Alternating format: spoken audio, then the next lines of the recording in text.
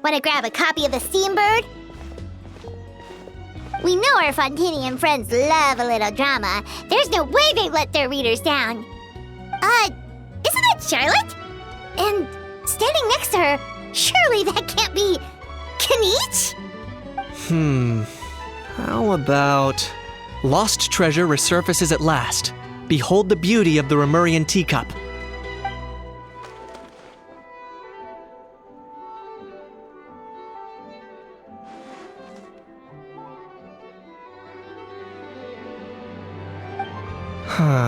Pretty shocking.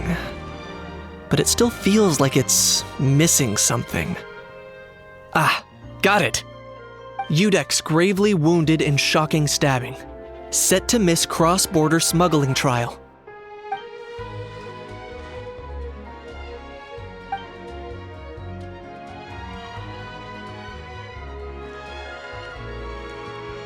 Huh? What? Did Paimon hear that right? Neuvillette was stabbed and gravely wounded? No, surely that can't be right. Can it?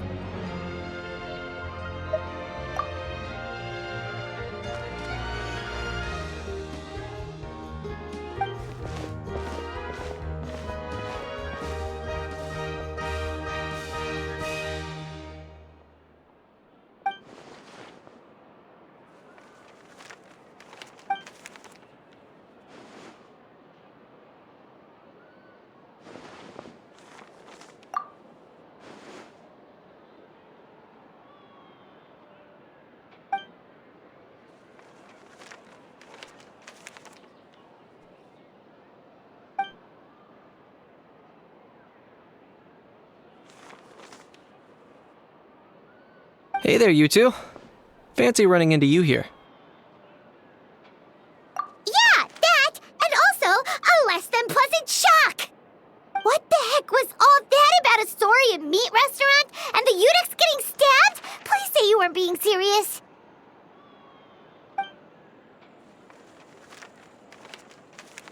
Trading tabloid headlines?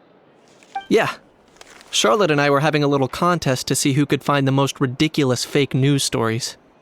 Either I got lucky, or I have a knack for honing in on the most outrageous material.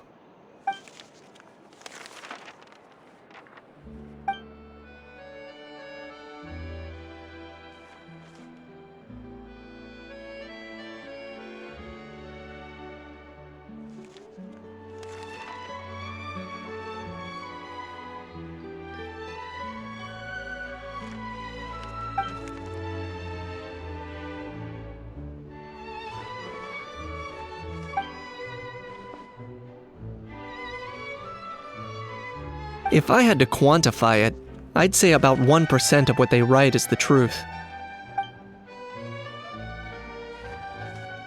Huh? Him? Lenient? Oh, you gotta be kidding! Ah! Don't get me wrong. I'm not trying to give credit to these so-called news stories for occasionally including a grain of truth. All I'm saying is, even the wildest leaps of the human imagination are always rooted in reality. You mean all those fake headlines you mentioned actually do have some basis in fact? Sure they do. For instance, there was in fact a smuggling trial recently. Considering the amount of speculation surrounding the smuggled goods, it's no wonder there are rumors about restaurants serving saurian meat or teacups being unearthed from ancient ruins. But in reality, the goods in question were simply a few ancient relics dug up from ruins in Natlan. Rest assured, no saurians were harmed in the process.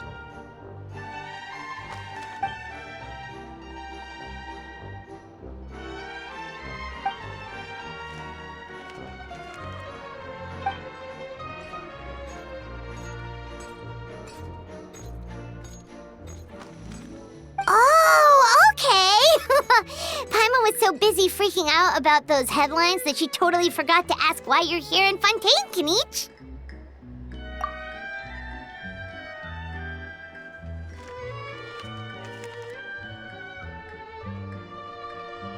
It was a pretty open and shut case, and my testimony in court was clear enough.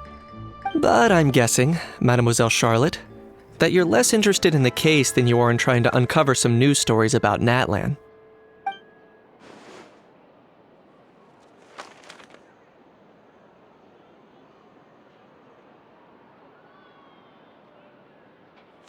I appreciate your kind invitation, but like I said, storytelling isn't really my forte. Kenichi the speechless! Kenichi the tongue-tied! Huh?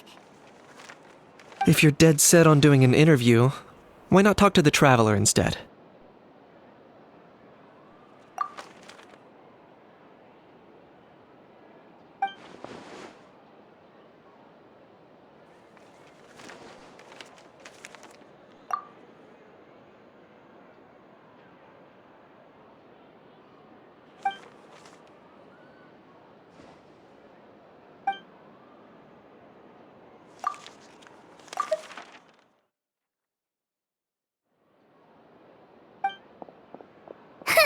Charlotte never stops, does she? Anyway, Paimon just has to ask. That how thing that popped out before, or was it a how? It kind of looked like a how, but at the same time... Oh, that thing. Yeah, that was a how. Huh? What's up with him? Like, he's still noisy, but he's way quieter than before. It's like he's trying to hide or something. Could be. Not acclimatizing? Aw, poor Almighty Dragon Lord is not feeling well. Too bad he can't come out to argue back. What do you mean? There's nothing physically wrong with him. It actually has to do with a strange law we learned about after arriving in Fontaine. Apparently, it's forbidden to release flying objects within Fontaine City limits during the first 3 days of each month. Paimon sure does. Paimon's been down this road before. There's an easy solution. As long as Kenichi holds onto a house tail, he'll be considered an Almighty Dragon Lord balloon, not a flying Almighty Dragon Lord. Not gonna lie, I was considering that. But a how wasn't too thrilled with the idea of huffing and puffing away in the form of a mini helium balloon. That said, it's pretty annoying how he keeps randomly popping up all of a sudden. Anyway, this morning I saw a notice outside the Palais Mermonia about an event that's set to take place outside the city soon. Something to do with filmmaking. I hear that's all the rage here. I was planning to stay here and do some exploring for a few extra days anyway, so I think I'll go check it out. It'll be a good chance to let that noisy helium balloon out. He might even learn a thing or two. If you're free, why don't you come along? I know where it is, so let me lead the way.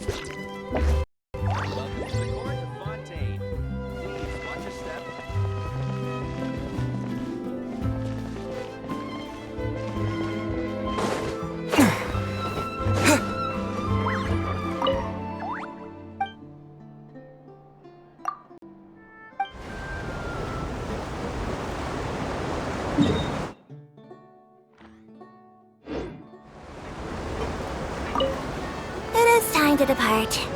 In accordance with the Fontaine Watercraft Transport Regulations, it is not recommended that you bring the following dangerous items on board the boat. Oh, don't be nervous. I'm just following established procedure and reading out the regulations. My instincts tell me you don't have any inclinations towards rule breaking, so I'm not worried about you.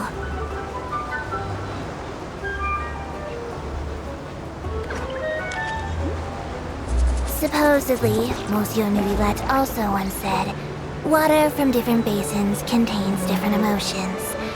Those may not have been his original words, but that is the general idea.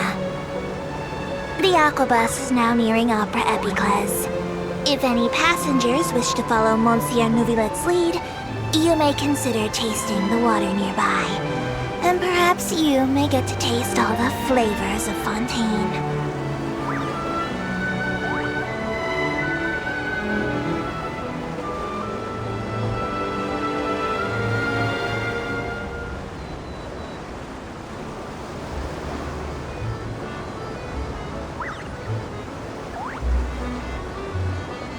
The aquabus has now entered Arenius. Welcome to Marcotte Station.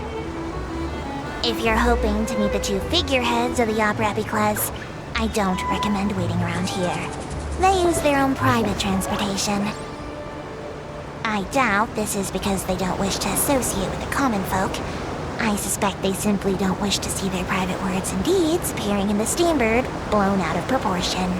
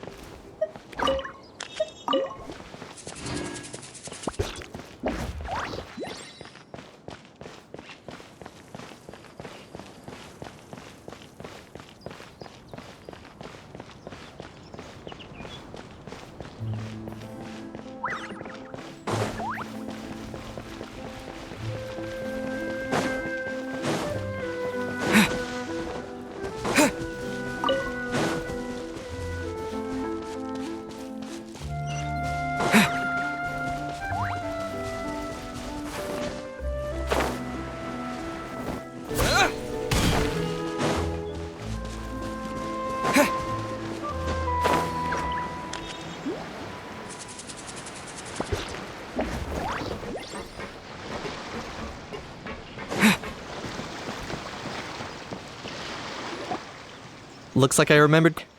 Here we are. Wow, this is awesome! Hard to believe it was just an empty beach before. Yeah, it was still completely deserted only a few days ago when I passed by on my way to testify at the Opera House. There must be some efficient workers in Fontaine. Quite impressive. A few days? One night was all it took. Rap-a-tap-tap, ta-da! But is this all it takes to blow people away? Oh, no. Given my past experience, I can't let myself get carried away.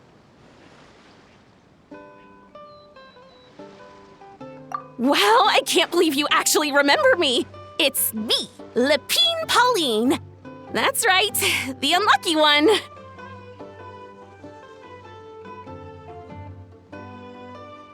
Of course! How else would we have managed to build Fantasyland in a single night? Fantasyland? At least that's how I like to think of it myself.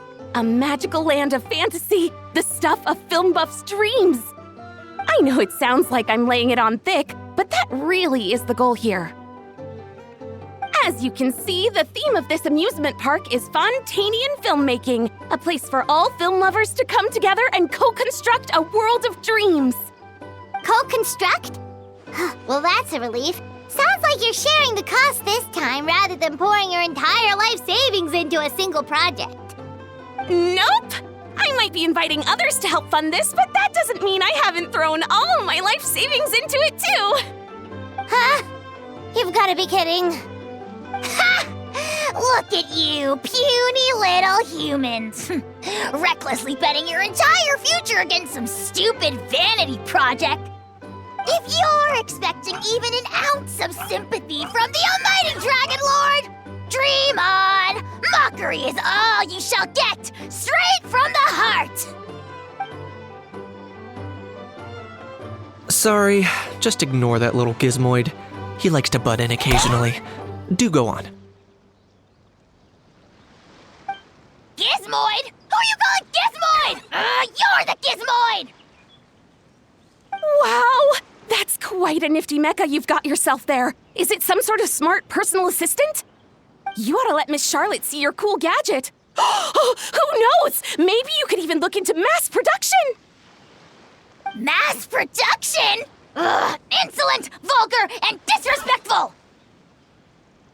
I, the almighty Dragon Lord, am one of a kind! There has never been another like me, nor will there ever be! And another thing, smart is the understatement of the century! I shall have you know that I am Kahulahau, forebear of ancient wisdom! I lived for eons long before any of you were born! What? Heavens above! I beg your pardon, forebear of ancient wisdom. Please, I meant no offense.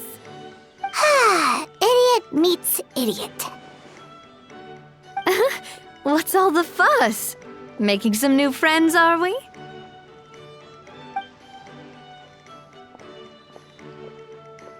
Miss Navia! Allow me to introduce the star behind all the work that's gone into this venue. Miss Navia, President of Fontaine Spina di Rosula. Hello, everyone. Partner, Paimon, how have you been lately? Hello there. I'm Kanich. What about me? What about me? My useless servant can't even give me a proper introduction. You think someone yelling their name out in the middle of a public street really needs an introduction? He's not wrong. I caught yours just now, in fact. So, you must be the almighty Dragon Lord, Mr. Ahau. It's a pleasure to meet you.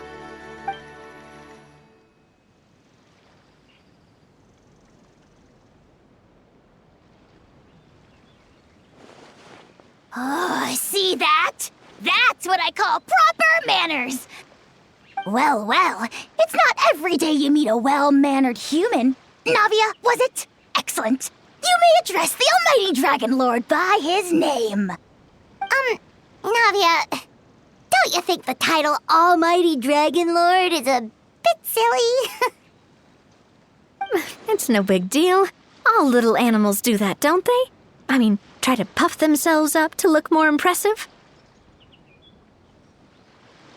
Anyway, it's all thanks to Miss Navia and the Spina di Rosula that Fantasyland's gotten up and running in the space of a single night. Honestly, thank heavens! After all that paperwork and endless waiting, the event and venue finally got the green light. I couldn't wait a moment longer. The second the approval came through, I reached out to President Navia, hoping she could lend a hand. After all, who else but the Spina di Rosula would indulge such impulsive demands?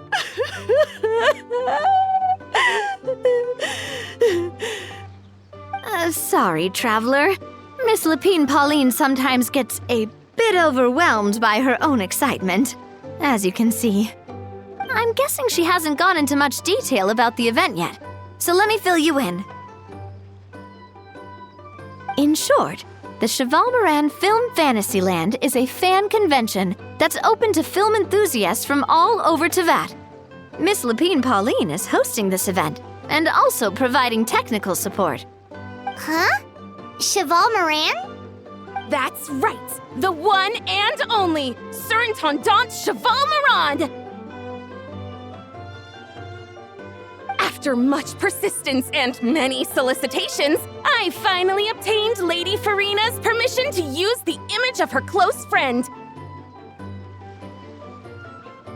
Not only is our adorable mascot drawing in fans by the minute, but she's also boosting her own popularity.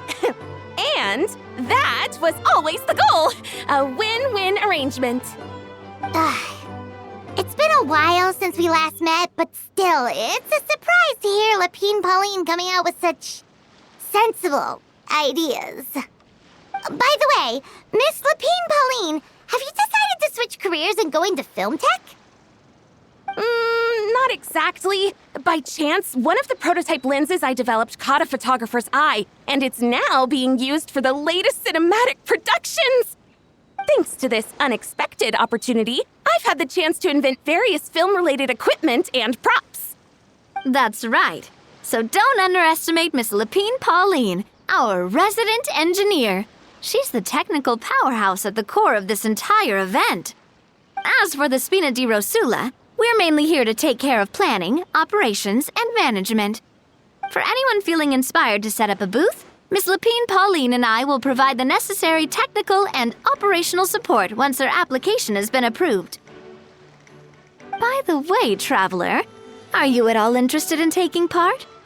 It would be a chance for you to earn some extra income. Plus, with your skills, I'm sure you could bring something special to the table. Paimon would be even more tempted if you were to, say, throw in one of those fancy feasts she's seen in those gourmet food reels. Well, as it happens, that'll be a piece of cake. Everyone needs to eat, whether they be tourists or the stall owners themselves.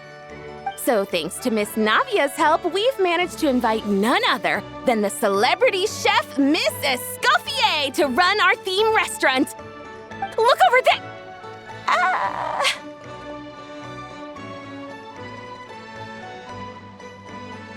You!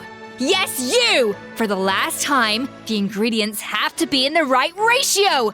Get it right next time, or you might as well just lie down on the chopping board yourself. She seems a bit busy right now. Well, I'm sold. I think I'll make a Hao go be her assistant. You little... What's your game here? Demoiselle, sorry to bother you, but there's an issue over here that requires your personal attention. Apologies. Looks like it's back to work with me. Please feel free to take a gander at what we've got. Anyway, if you're interested in taking part, come find me later.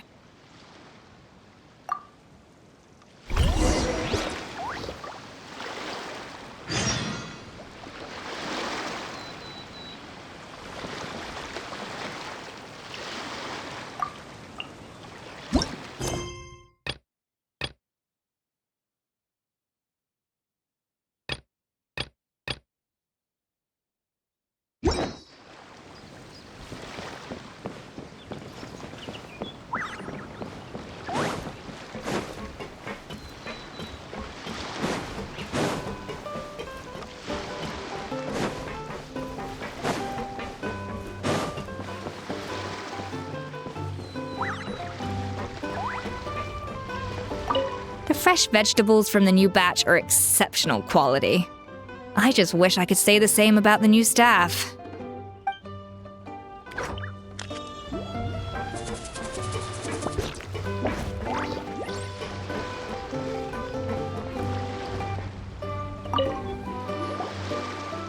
Greetings. Apologies if you overheard my harsh words just now, but I assure you it is entirely necessary. The sheer lack of standards here will be the death of me. Do you have any idea of the kind of customers I'm gonna get with how lax things are at the moment? The ones that leave their guns behind by accident and then come back to collect them later bringing ammunition with them. Yeah, that's the kind of customer you wouldn't forget in a hurry. Oh. Wait, has that happened before?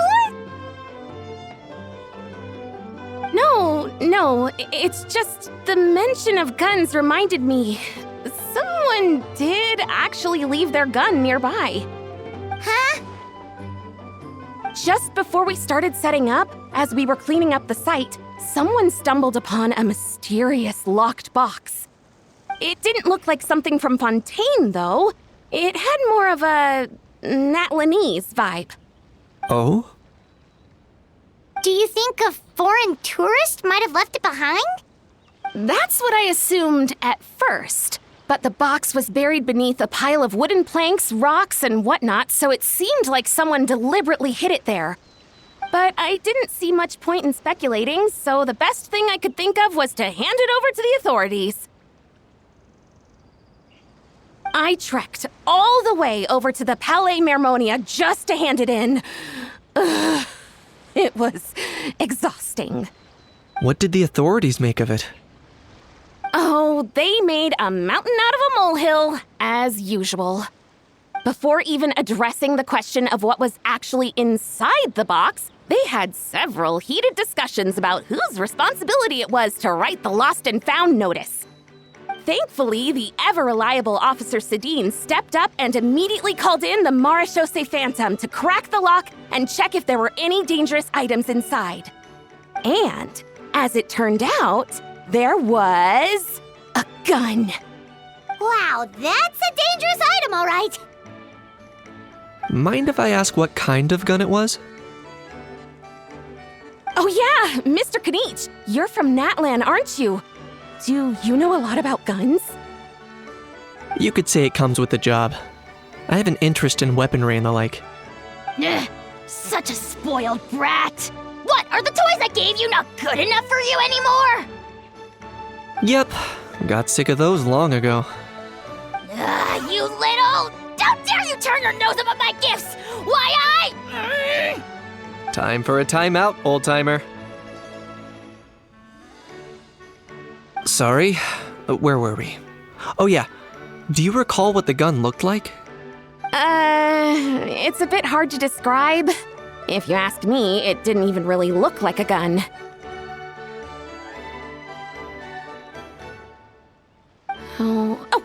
Give me a second. I'll knock out a quick sketch.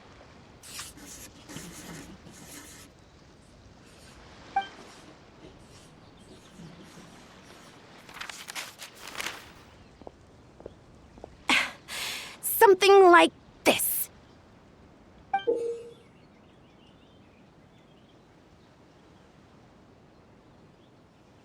Whoa, it's so neat and precise. It's nothing. Sorry. Is something wrong with my drawing? I know it doesn't really look like a gun, but I assure you, this is exactly what it looked like. And it certainly could shoot as well, too. I confirmed that with the officer from the Marechaussee Phantom. No, quite the opposite. The features are very accurate, and it is definitely from Natlan. Please, don't mind me. I'm just taking a moment to admire it.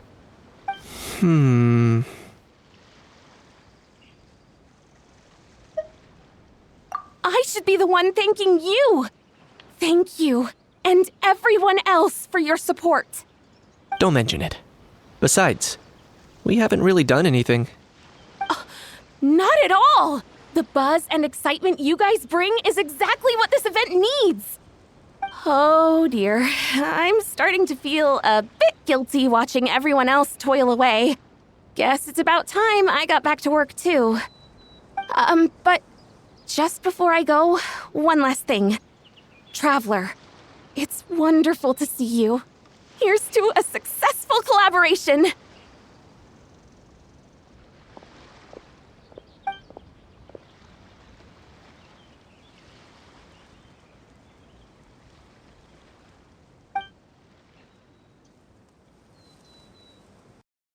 I'm sure you noticed that there was something unusual about that gun.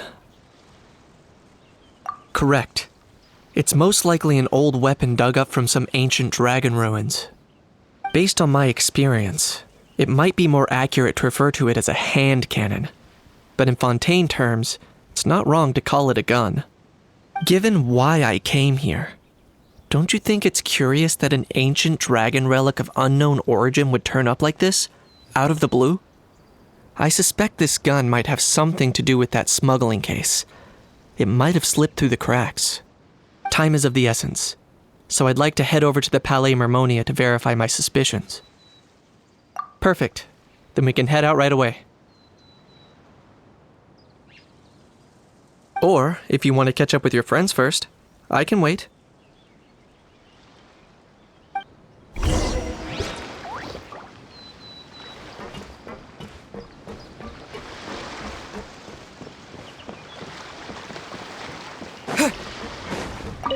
fresh vegetable.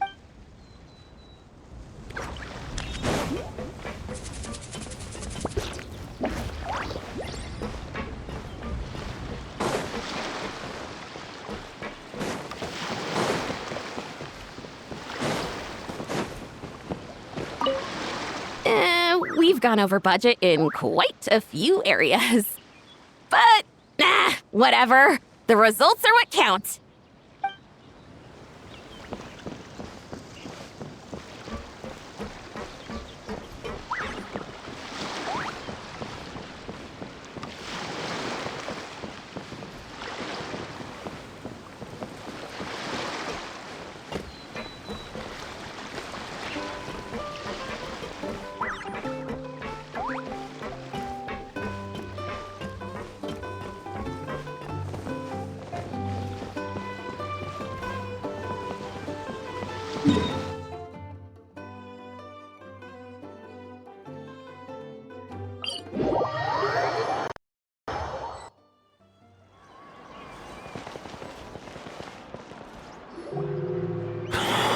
Oh, man. Bro! Are you mimicking me? Now's not the time. Come on. No, I mean, one of our buddies is here, for real. Quite a few of them, actually. Aurora and Aoife, what brings you to Fontaine? Huh? How come you're... I'm guessing Kanich is here because of that international smuggling case, right? I've heard quite a bit about that. Word sure gets around quickly, huh? First time abroad and you're already making headlines. Oh, stop it. It's not like I was the center of attention. Wasn't expecting to see the Traveler and Paimon here too, though. Come on, Aoife. Huh? A traveler, by definition, is someone who travels around. Fair point. Anyway, back on topic. Wait a second. I lost my train of thought. What were we talking about again? Why, you're all here, of course. For vegetables. I'll go first. It's for the Chevrolamine Film Fantasyland. Wait, is that right? It's Cheval Moran. Right. I keep stumbling over that one. Guess I owe Cheval Moran an apology, even if she's not here. Anyway, long story short, the festival restaurant urgently needed fresh vegetables from Natland, which is why Aoife and I are here. So, you guys are vegetable couriers? He is. I'm just here as a responsible adult. It's his first time traveling so far away from home, and all the elders in his tribe were worried. So they had me come along. Even though it's your first time too. Right, but they still picked me to accompany you. You gotta wonder why that might be. Don't you get it? They all just saw how overworked you were, so they used it as an excuse to send you off on a vacation. Wait, what? So I'm getting the grandson treatment now too? See? Doesn't matter how much older you are than this dude. Hang out with him long enough, and you'll eventually find yourself being treated like a kid. Meaning everyone looks after you. What's so bad about that? In theory, nothing at all. In that case, guess I better start over. Hi guys, my name's Aoife, and I just turned 5. Paimon's not sure who the responsible adult is anymore. So, what about Kakuku? If he was here, we'd be making more of a ruckus than we already are. That's exactly what's got me worried. Aoife, there's nothing to worry about. You're a big boy. You can handle yourself now even without Kakuku. You think that's what I'm worried about? Anyway, my priority right now is Kakuku. Suffice it to say, Kakuku's in big doo-doo. How so? He's so small, and all he knows are a few harmless phrases. What kind of trouble could he even get himself into? Let me guess. Did he get caught out by the law on flying objects? Bro, you too? Not me. How? Oh, that pesky little chatterbox. So that's why he hasn't interrupted us this whole time. Guess he's too scared to show his face. That, plus he's already spouted enough nonsense for one day. So I've put him on mute until tomorrow. Nice one. If I was even half as decisive as you are, I would have kept a closer hold on Kakuku so he didn't get a chance to go flying off. Oh no, bro. Or rather, did Kakuku get caught by the guards for flying around? If they had managed that, we'd at least be able to track him down. But when the guards started chasing him, Kakuku flew into that building next door. I wouldn't be surprised if there was a high-stakes pursuit going down in there as we speak. Just like one of those cool crime movies. Which building? That one? Yup, that's the one. Kakuku sure has a good eye for a getaway.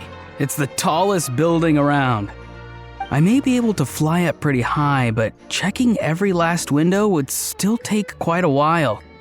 As for Aoife, well, let's just say he's not flying anywhere without a Saurian. Sorry about that. Not like it's my fault, though. You don't have to apologize on my behalf. Wait a sec. What's this got to do with how high you can fly? Kakuku's got himself into a real mess here, like a panicked animal running straight into a trap. It's pretty worrying. I'm starting to picture him flapping through a barrage of gunfire while important documents are flying about left, right, and center. Heck yeah! If anyone can pull it off, it's Kakuku.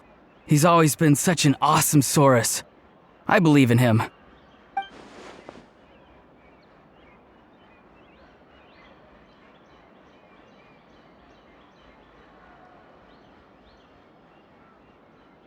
For real now? Do you even hear yourself, bro? Of course I'm for real. I'd never make light of something like that. All right. Everyone's an awesome Saurus. Well, the human version. But our priority right now should be to go in there and check up on Kakuku. Leave it to us. You sure? Wow, awesome. That'll be a huge help. And if Kakuku doesn't listen to you, I give you permission to pull out a couple of his feathers. Wait, since when was that up to you? Well, then it's your call, bro. All right then, if Kakuku doesn't listen to you, I also give you permission to pull out a couple of his feathers. There you go. If he objects to that, tell him to come find us. He won't. Trust me. Back when we first met Kakuku in the wild and I begged you to take him under your wing, I never imagined you'd end up spoiling him rotten. And I never imagined you'd be nagging me about it. Oh, well, I definitely saw that coming. Huh? You're only 5 years old after all.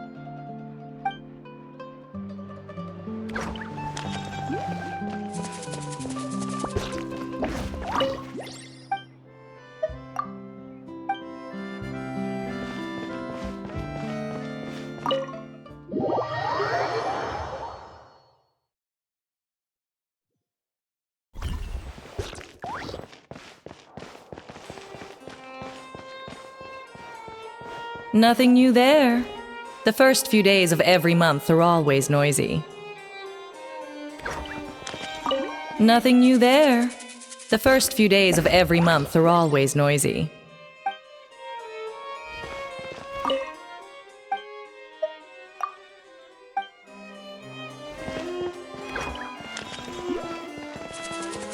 What's all that commotion? Are they arguing in there? What's all that commotion?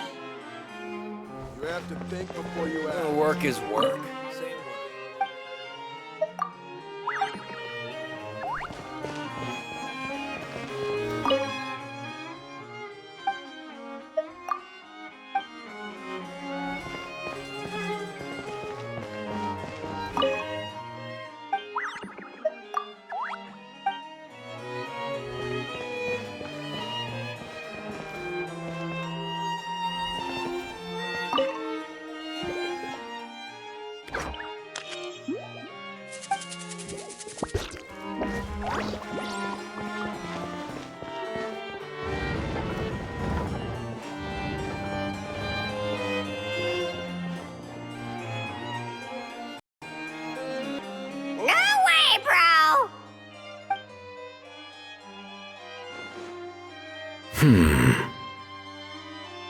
Did he say he came from Natlan?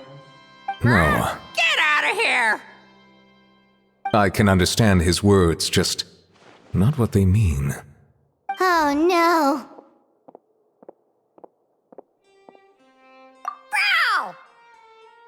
Bro! He keeps repeating the same things over and over again. Oh, you know one another.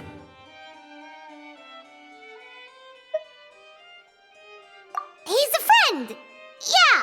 A saurian friend of a human friend! Great. Well, that was easy. Looks like we've tracked down the owner.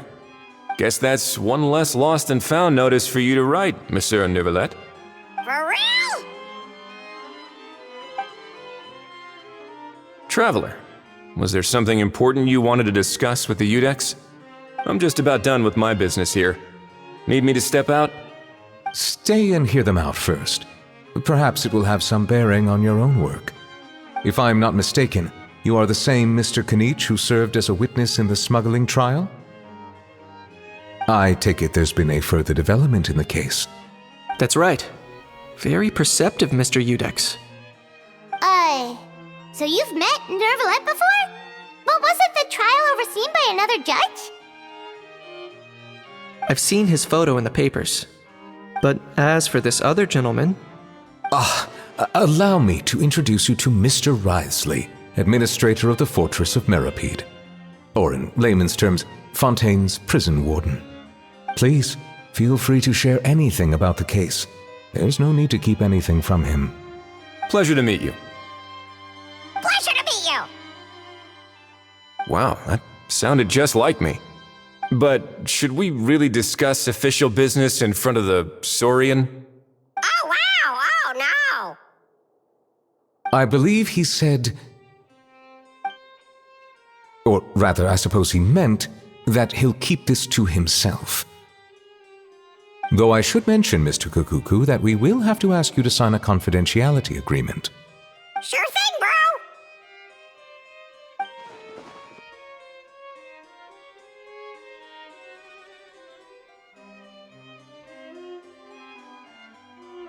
Let us return to the matter at hand. Mr. Kanich, was there something else you wanted to discuss relating to the case? Yes. Let me fill you in.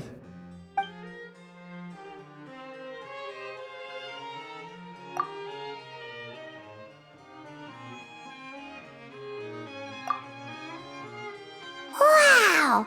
It really is exactly like Lapine Pauline's sketch! That must be all that practice drawing engineering blueprints, huh? So if it's true that this weapon came into Fontaine alongside the contraband from the smuggling case, then there's a high chance we overlooked a suspect. That's exactly my line of thought. I see. Mr. Kanich, thank you for reporting this promptly. I'll arrange for the Marechaussee Phantom to investigate right away. We should begin by questioning the prisoners in custody. Wriothesley. I'll sign off on the interrogation request. Don't you worry. That would be much appreciated. It's lucky that the Palais Mermonia wasn't scheduled to release any public bulletins today, and that this guns lost and found notice hasn't been written up yet. In other words, the news hasn't leaked.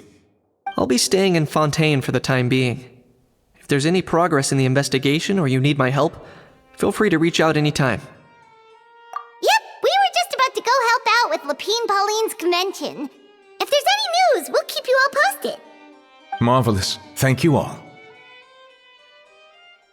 Well then, all that's left is to...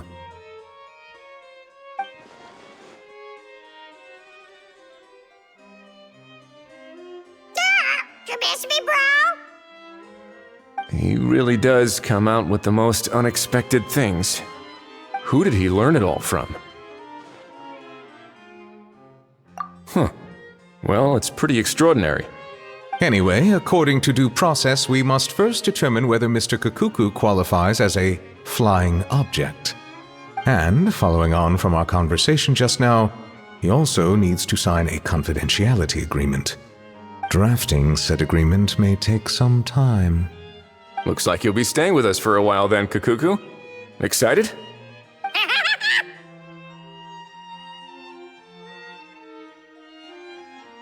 That would save us a lot of trouble.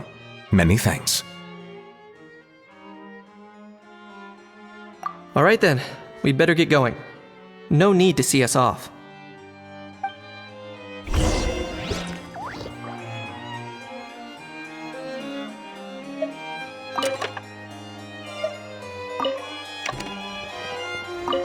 I know you mentioned a while back that people from Natland would soon start showing up all over the world, but I hadn't expected anything like this. It seems no matter where they come from, all dragons are inquisitive by nature. You can say that again, bro! The same might well be said for humankind. The real reason you chose to stay to investigate this case was your curiosity about Natlan and Mr. Kukuku, was it not? Guilty as charged. Nothing gets past you. So, how about we take this opportunity to chat a little more? We've got the world's best translator on hand, after all.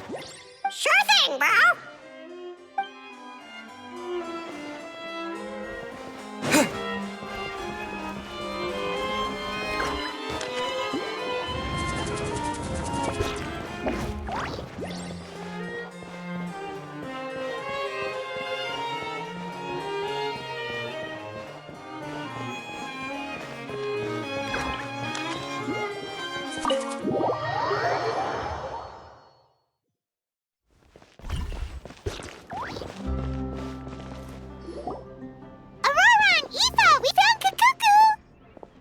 What's the situation? How bad is it? Oh no. When I saw that Kukuku wasn't with you, I'd already prepared myself for the worst. Relax, Aoife. Maybe Kukuku just prefers high-rise living now. Sometimes you just have to let the kids grow up and make their own choices in life. For real now? Do you even hear yourself, bro? It's not that bad. Kukuku's fine. Still very much alive and kicking for starters. He hasn't been arrested either, so no jail time.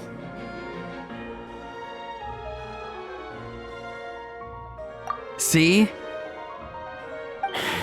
You're not exactly reassuring me here. As for the bad news, well, it's really not that bad. Kukuku accidentally overheard some top secret stuff, so he has to stay at the Palais Mermonia for a while to sign a confidentiality agreement. But there's no need to worry. The person in charge of looking after Kukuku is super nice, so he'll be absolutely fine.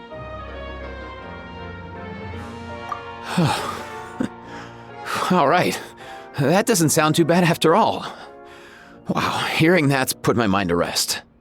But based on my understanding of how things work here, the ban on flying objects should be over by the time Kukuku actually gets out. What a shame.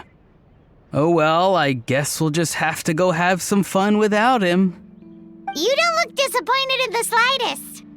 Anyway, Auroron and I will be staying in guest rooms upstairs at the Hotel de Boer for the time being. Feel free to drop by if you need us.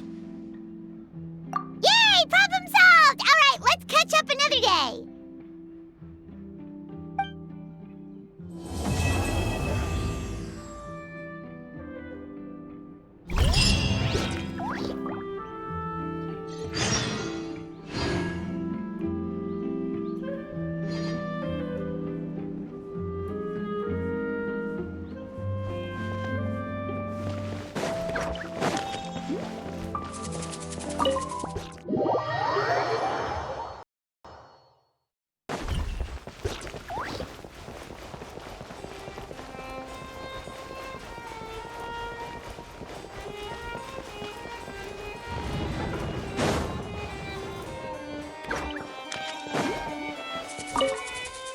I know you mentioned a while back that people from Natlan... It seems no matter... You can say that? The same might well... The real reason... So, how about we take this opportunity to chat a little... Sure thing!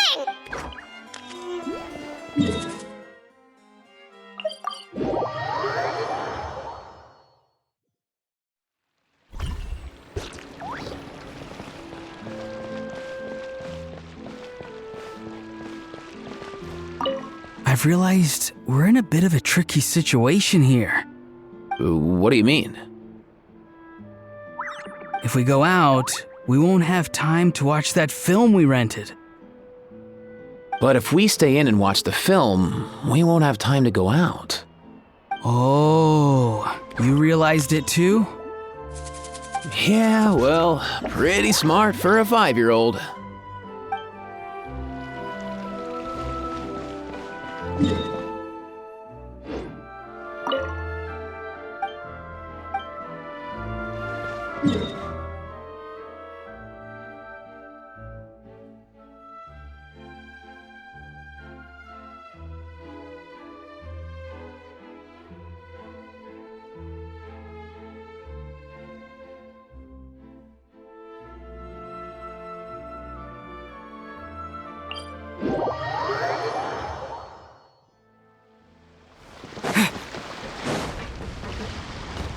The fresh vegetables from the new batch.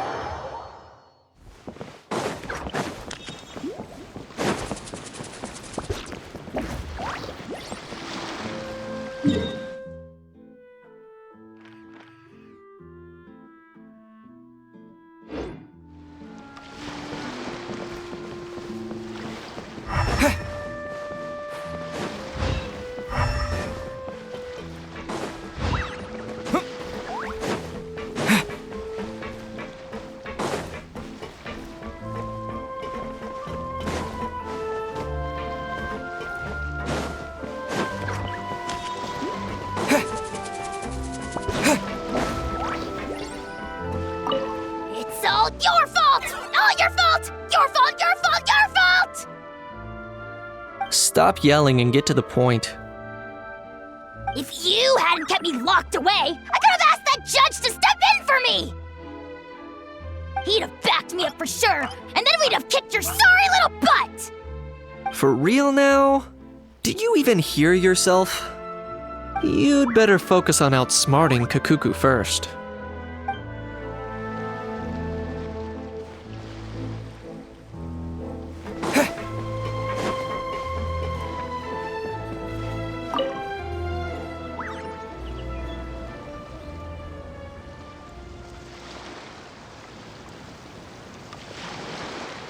Traveler, it's you! Ready to join the Cheval Moran Film Fantasyland crew?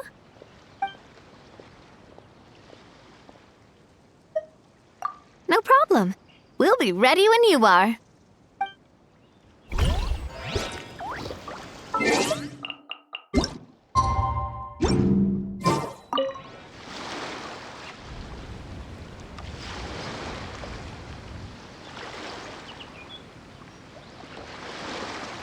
Traveler, ready to join the Cheval Moran Film Fantasyland crew?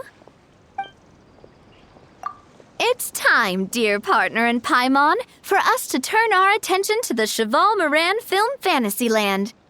As I mentioned, the park was started up by enthusiasts who brought in the Spina di Rosula to handle the planning, construction, and operations.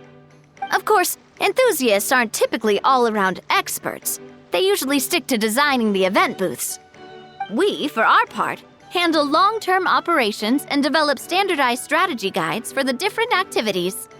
Long-term operations? Strategy? It all sounds so complicated. We spend most of our time adventuring and we barely have any experience running a stall. Do you think we can handle this? That's more like it. You've seen it all before, haven't you, partner? I'd even go as far as to say you've shaped some of Tevat's biggest business ventures. Anyway, first things first. Let's get an overview of how the whole festival's gonna be run.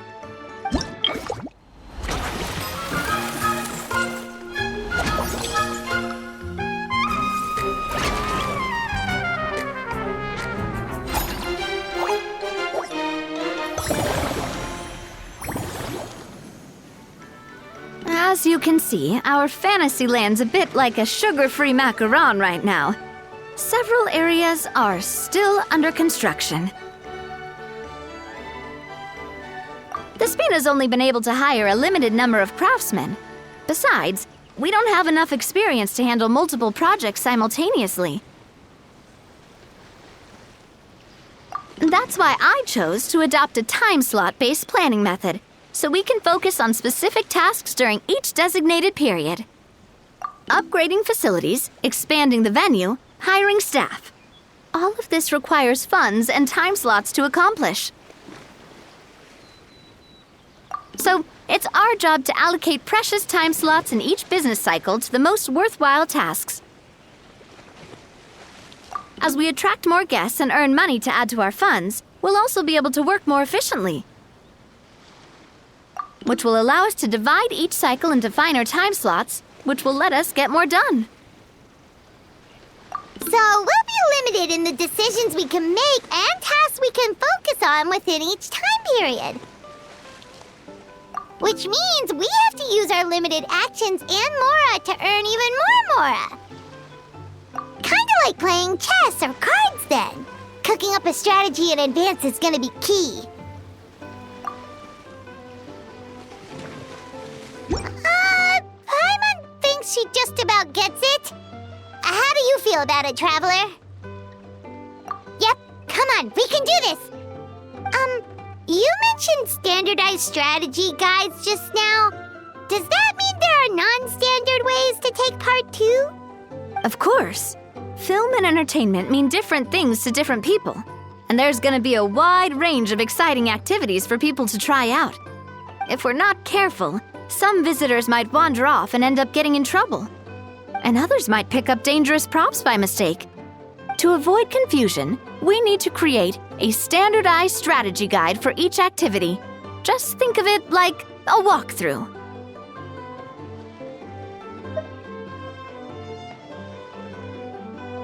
Wow, if we're the first ones to test out the activities, who knows what surprises there could be waiting for us?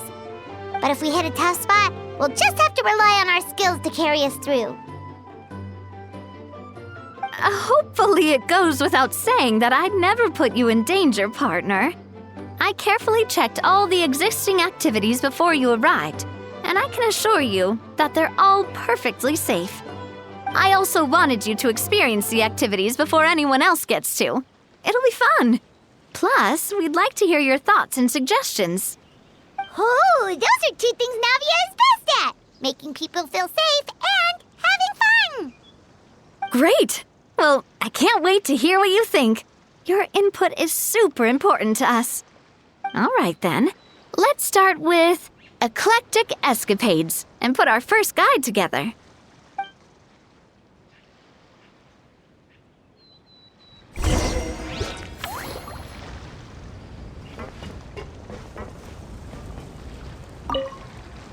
All right, then.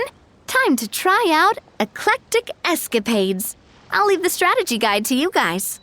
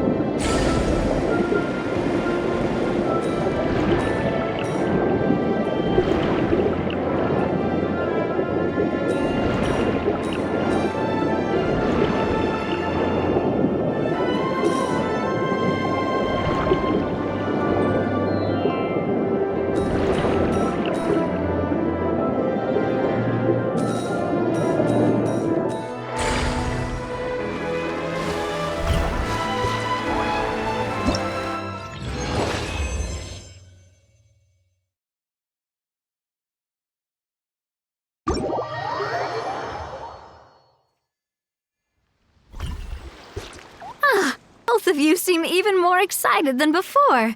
Looks like your first trial run didn't disappoint.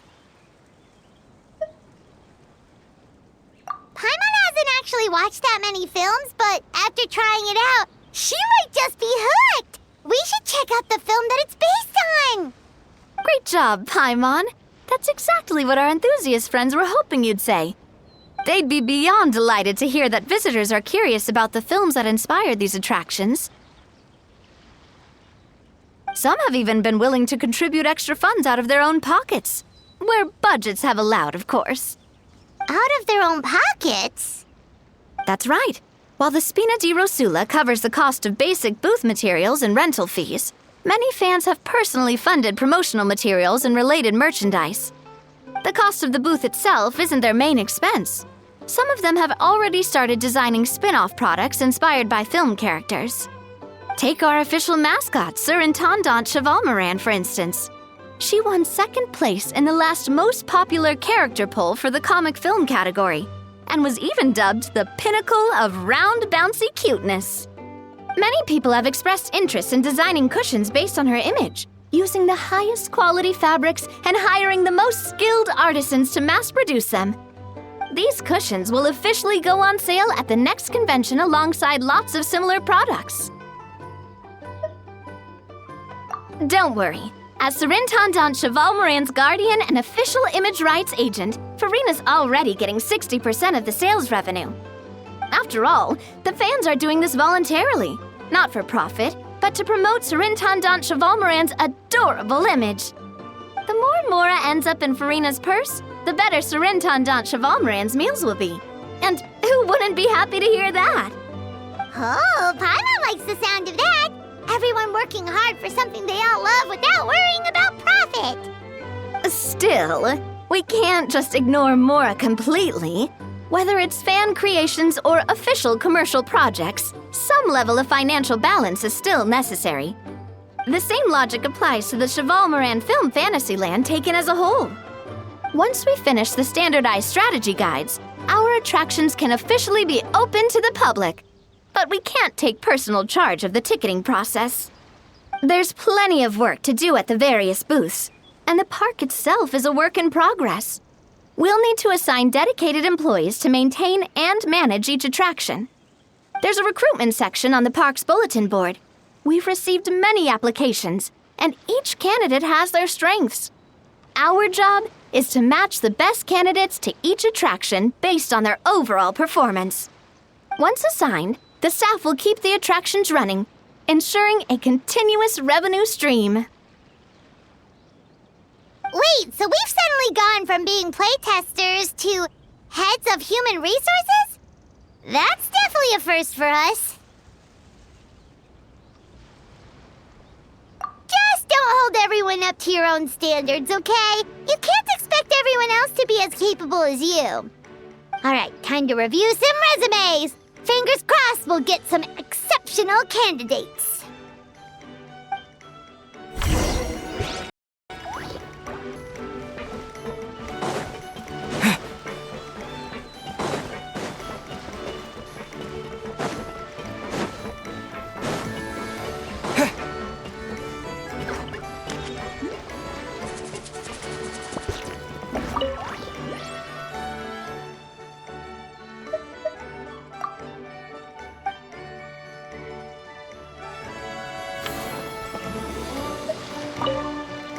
When reviewing resumes, pay attention to each applicant's area of expertise.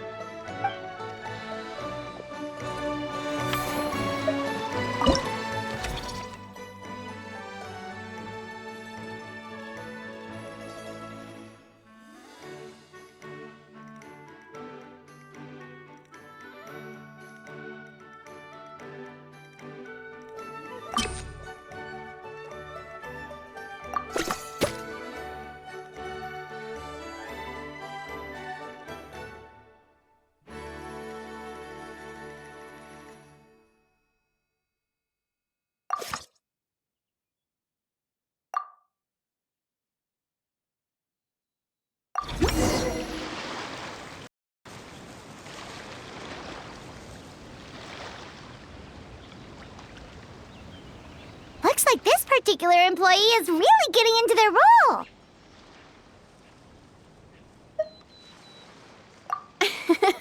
You're both doing great. You sound more like bosses than I do. In any case, with this, the Chevalmoran Film Fantasyland is now officially open. Running a theme park is a long-term project. You won't make much if you try and rush it. We're just about done with our current work setup, so let's take a short break and wait for this cycle's revenue report to come in.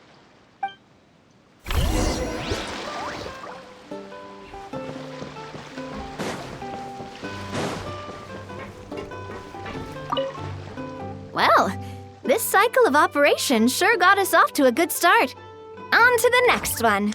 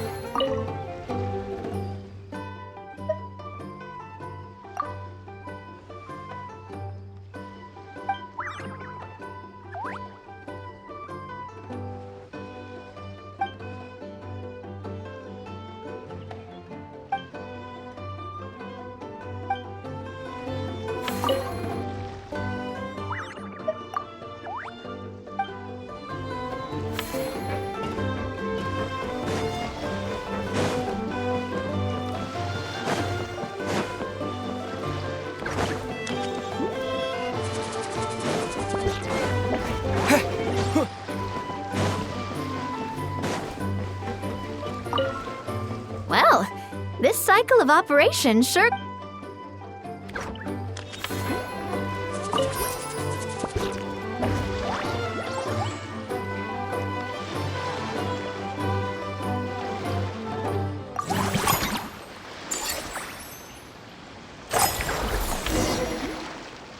Well, the numbers might not look that impressive, but given that we're just getting the ball rolling, I'd say that wasn't a bad start.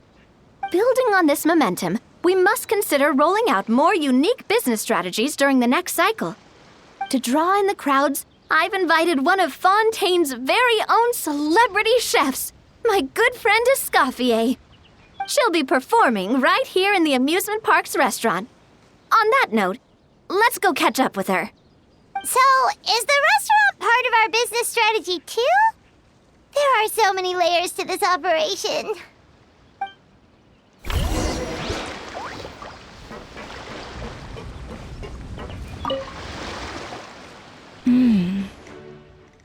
The restaurant is up to standard, and the waterside location will make for a unique dining experience.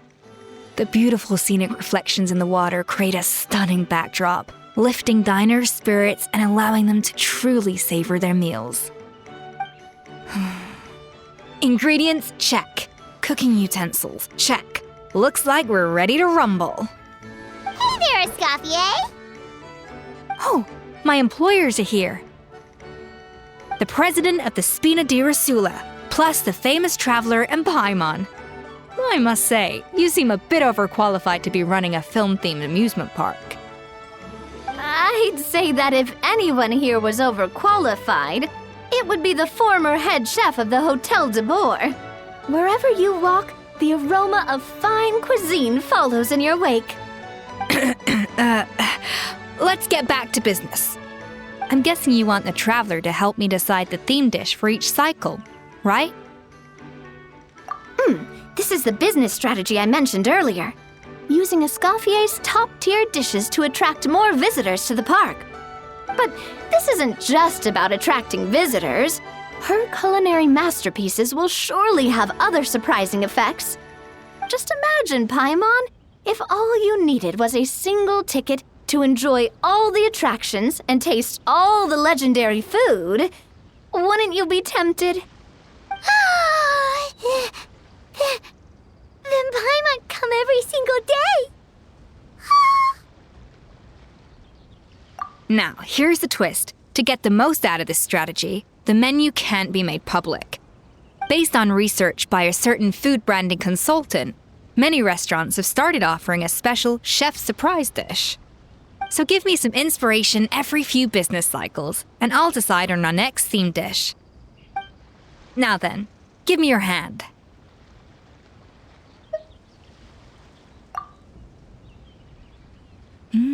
A warm and energetic feel.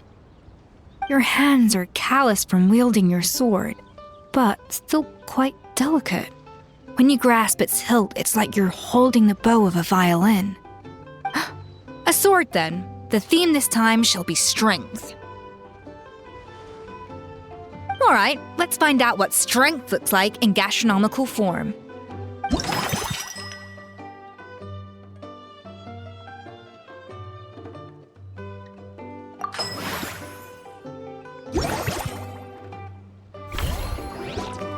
I've refined sauce for these barbecue ribs.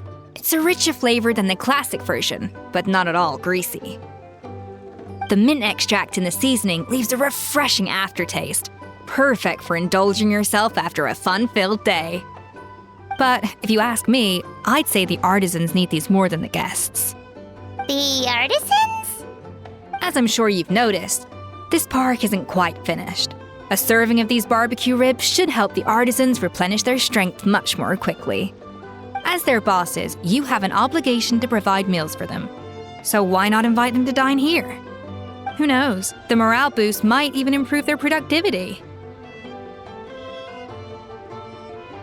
Oh, if I recall correctly, you once served up some special fish and chips for the porters over at the Fleuve Centre. For several days after, the workers were all incredibly efficient. They'd finish 8 hours of work in just 5. And then, because they clocked out early, They'd come back completely refreshed the next day. Then there's no time to lose. Go invite the artisans over while these ribs are still hot.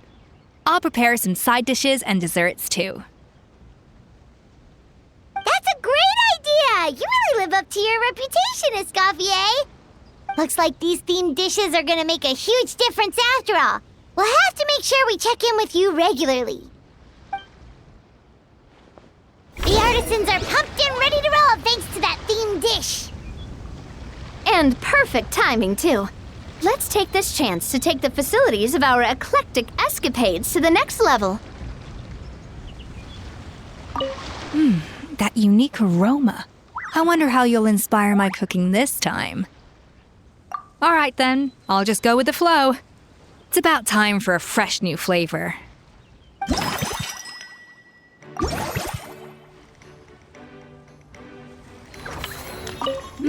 That unique aroma. I'd say it's quite similar to working at the tavern in the Fleuve Cendre. There's something special about seeing diners' faces light up when they taste your food. You don't get that working in the closed-off kitchen in a grand hotel. If something like this comes up again, just call me. Don't worry, we know each other. No commission fee needed. I won't take a single mora. That unique aroma. It's nothing. Just take care not to overwork yourself.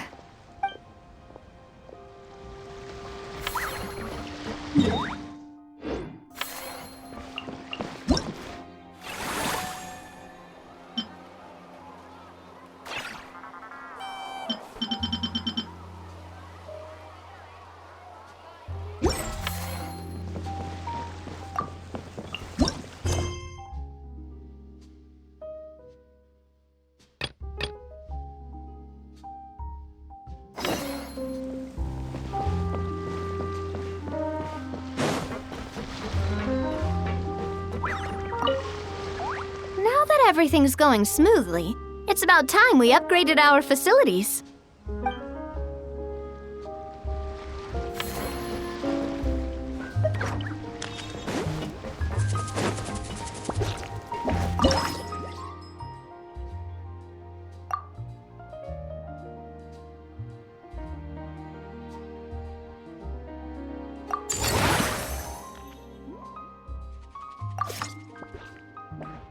We should be able to attract more customers by upgrading the stall, don't you think? That's right. Based on my business experience with the Spina di Rosula, I've quantified the service value to help you intuitively understand how satisfied customers are with each stall. An attraction will reach its ideal revenue only when its service value meets customer expectations. As we improve and expand our facilities, expectations will also increase accordingly. When that happens, we can deploy more capable employees or invest funds in training to enhance our employees' skills.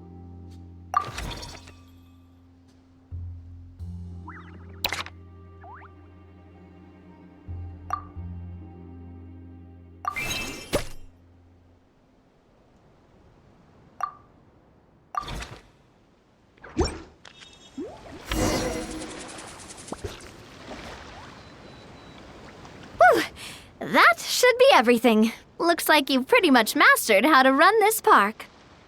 Huh? Have we really? Thinking about it, we have learned quite a lot, haven't we? Oh, not at all. I wouldn't say I taught you much. Your intuition's been guiding the way mostly. I imagine long-term operations sounded like a scary prospect the first time I mentioned it, huh? But don't let that scare you. Just break things down into smaller steps and tackle them one at a time. Even if you're not a genius or naturally gifted, you'll get it done in the end. Whoa, seeing your own progress has really got Paimon fired up! Actually, she's gonna jot your words of encouragement right down. From here on out, we'll be running the Cheval Moran Film Fantasyland together. Let's make it a big success!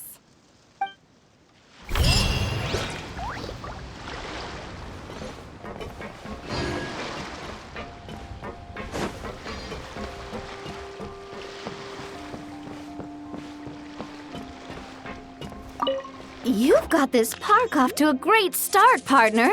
The ball's really starting to roll, huh? I can't wait to see how it'll all turn out. How exciting!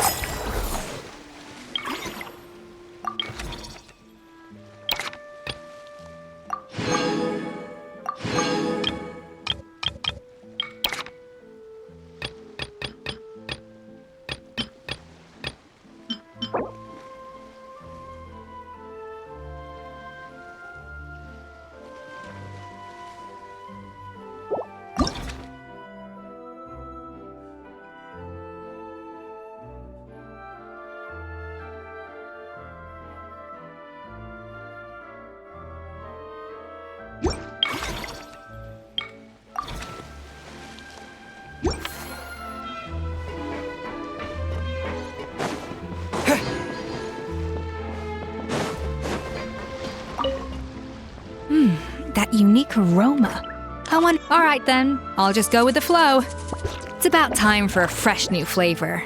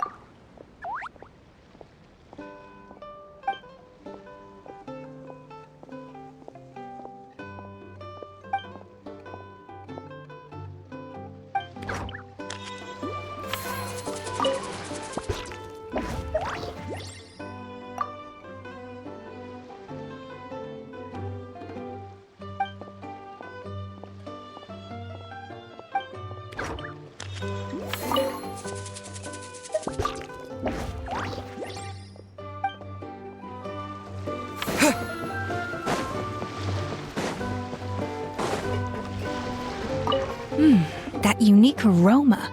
All right then, I'll...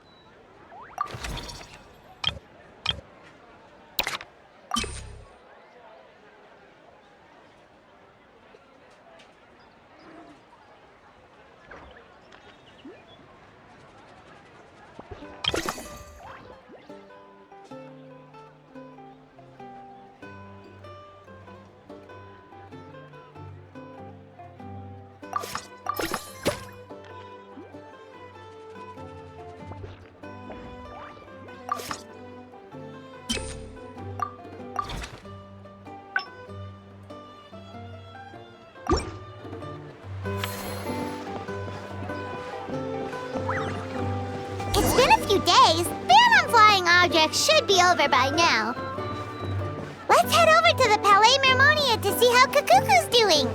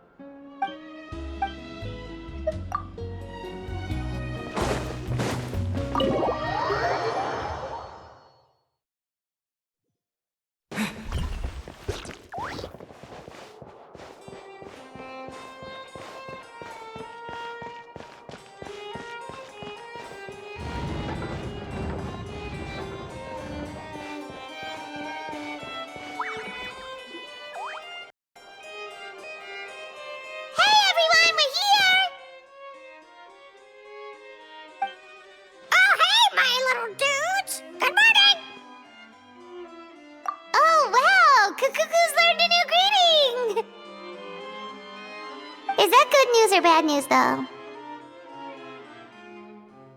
Sorry, I did everything within my power. But so far, I've only managed to teach him how to say good morning. Wait, so that's all you've been up to this whole time? Get out of here! Huh? Okay, so good mornings aside, please tell Paimon there's been some other progress too. Of course. That's why I'm here.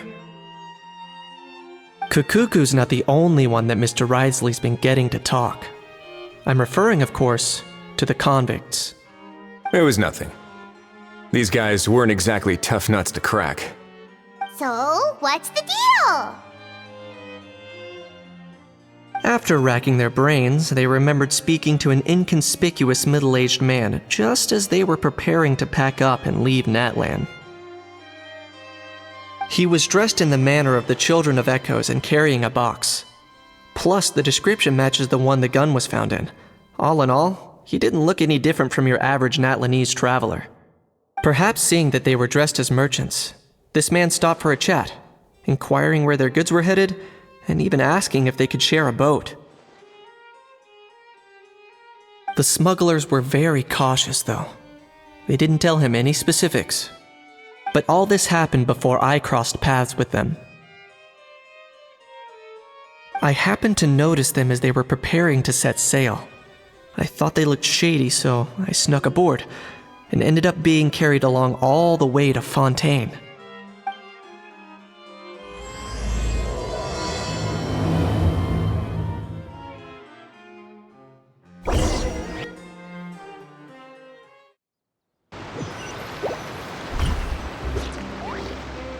Boss, do we know those Fontanians will even like this stuff? What if we can't shift it? And that's why we call you a rookie. It's all supply and demand, kid. Supply and demand. Natlan's foreign trade is just starting to lift off. There'll be a market for it, you'll see. That's right. So stop giving the boss trouble, rookie. Just do your job and keep an eye on the goods. Are they merchants? Have they come to Fontaine to do business? Scarred face. Calloused hands. On closer inspection, the fabric looks worn at the knees and elbows, and his fingernails are dirty. Not exactly your typical merchant. Could he have previously been a warrior? Or even an adventurer? Something feels off.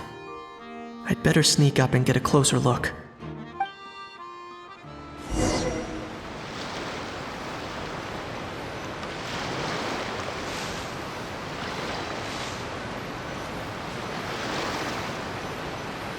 Nice thinking, boss.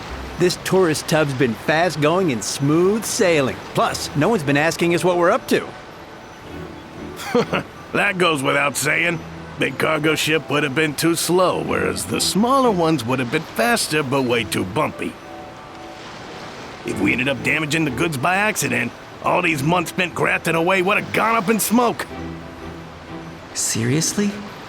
But there's hardly anything here. Would it really have taken them months to prepare? And why would they need to transport it with such care? Could they be secretly smuggling precious items out of Natlan? I'll need to find a way to get to the bottom of this.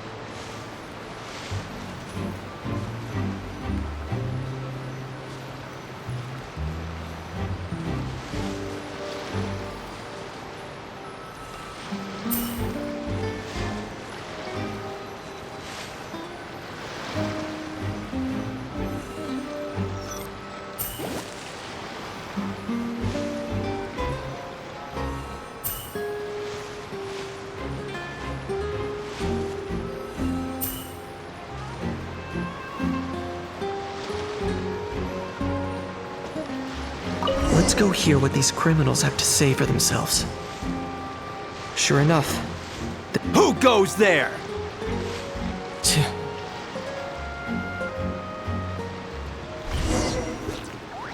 Boss, do we know if those Fontanians will even like this stuff? What if we can't shift it? And that's why we call you a rookie. That's right. Are they merchants? Have they come to Fontaine? Scarred face. On closer inspect, could he have previously? Something feels off.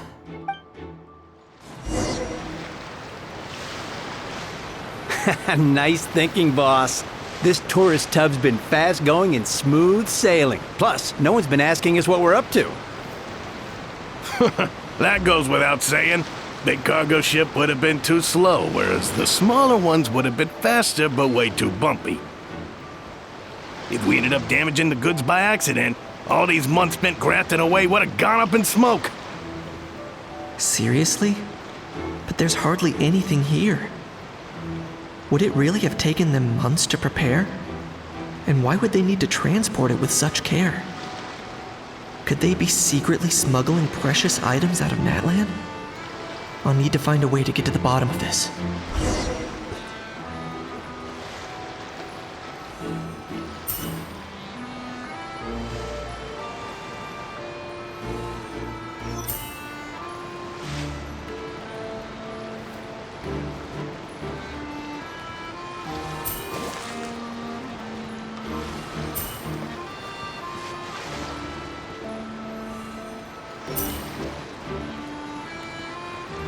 Let's go hear what these criminals have to say for themselves. Sure enough, there are relics inside the box. It's illegal to smuggle such items outside Natlan.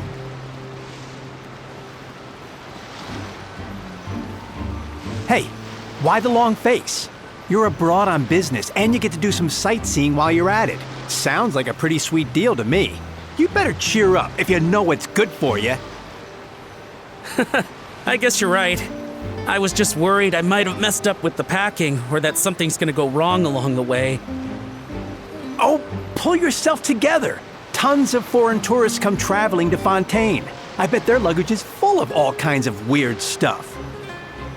If someone insists on checking it all, just show them the purchase order we had drawn up. Those Fontainians can't get enough of their legalese, so I've heard. They can look all they want. Aha. So their aim is to smuggle in contraband after all. Looks like I've gathered enough intel about the smugglers and their contraband. Time to inform port security.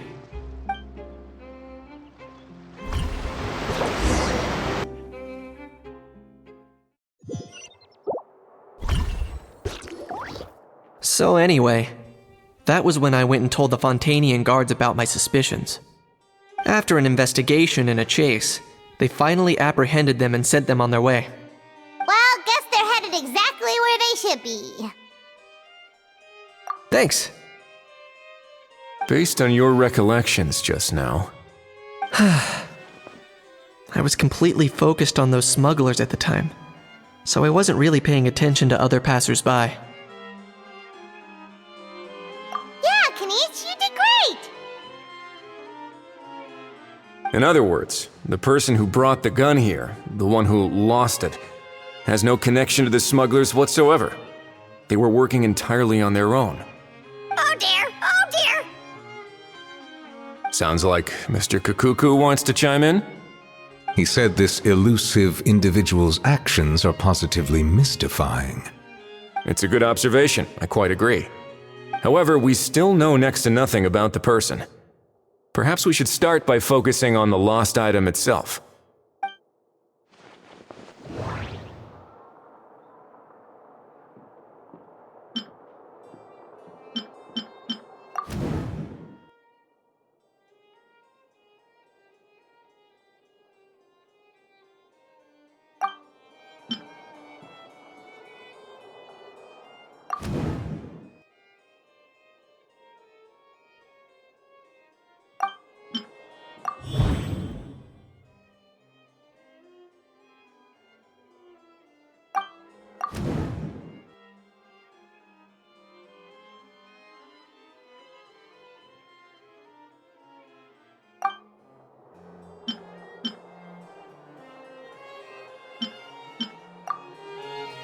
It certainly seems like it was the bait in some kind of trap.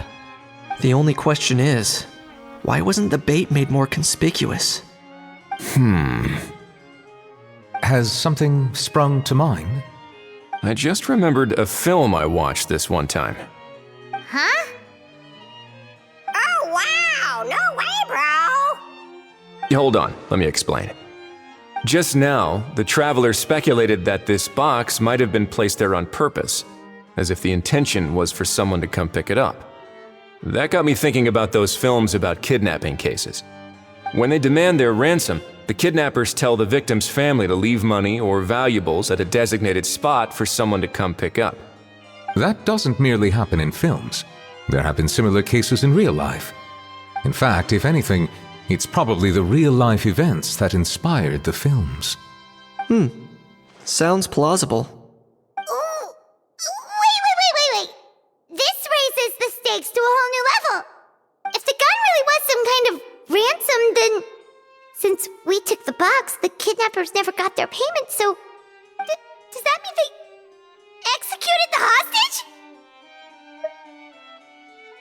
I agree. I don't believe we have a kidnapping on our hands. Selling off stolen goods is extra work that most kidnappers would want to avoid. Unless they're after something very specific, they tend to just ask for cash. Could we be dealing with a kidnapper who's dead set on getting their hands on an ancient dragon handgun? It's not impossible, but the likelihood is very slim. We can discount that possibility for now. And speaking of selling stolen goods, don't you think this looks more like a transaction?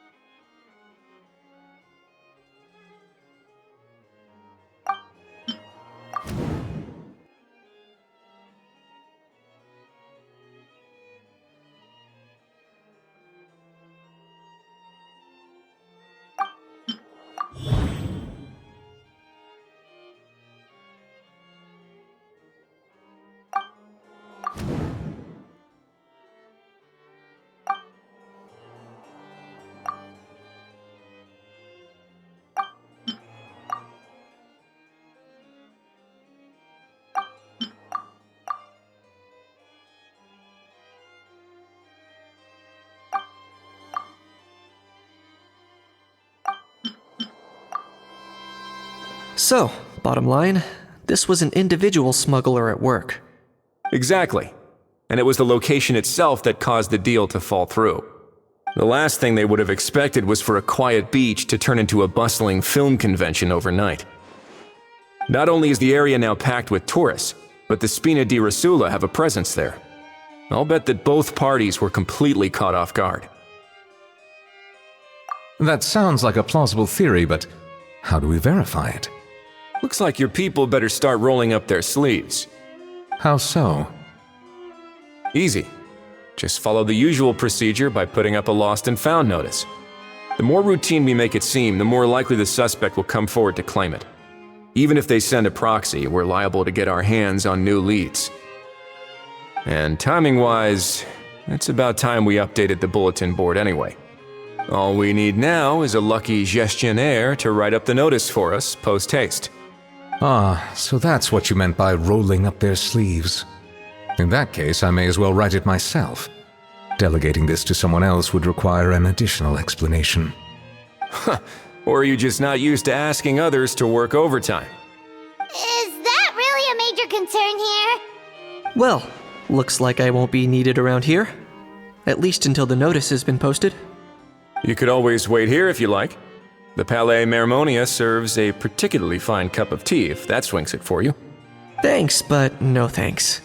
I left a very noisy creature with a friend before heading out, so I should probably get back to feed it. Ah, I wasn't aware that you had a pet, Mr. Kanich. Speaking of pets...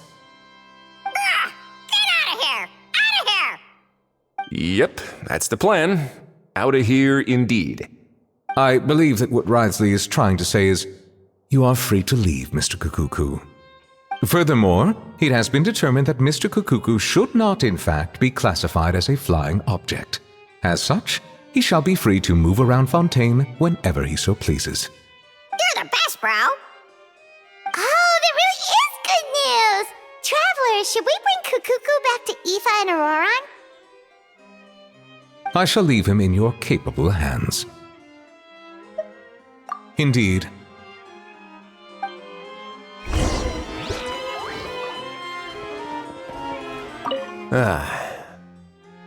You know, all this has made me realize that I'd quite like to have a pet.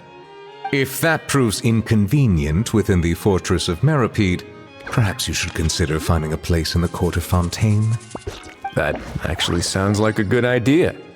In the past, I always dismissed the idea of buying a property in the city. The prophecy about the floods meant it never seemed like a worthwhile investment. But now... This might be a good time for you to re-examine the documents I gave you regarding your title as Duke. Huh? Citizens with honorary titles are eligible for certain benefits when purchasing property in the court of Fontaine. Really? How about this? You read through your documents from start to finish, while I write up the lost and found notice.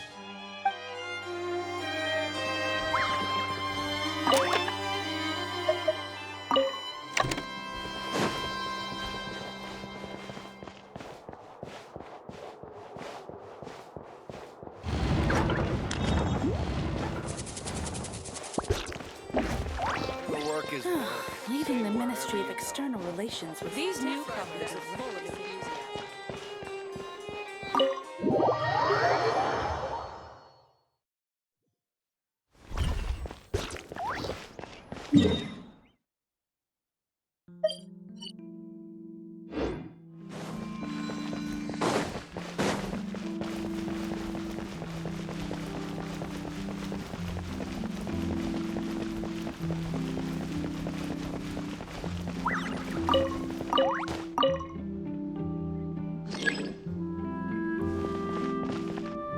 Which is more valuable, unlimited Mora or unlimited time?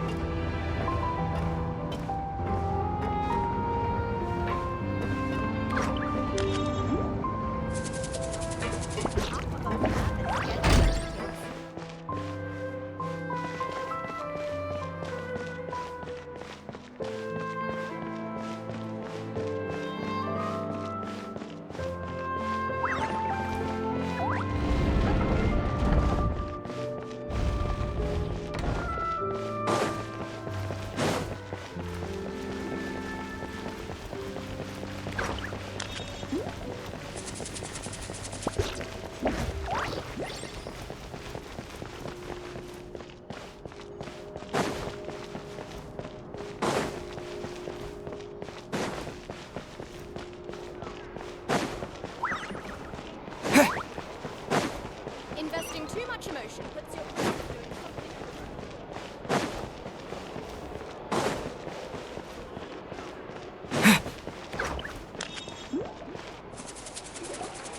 How? What? What now? Let's shake hands. Fine by me. Get ready for a knuckle sandwich! Ugh!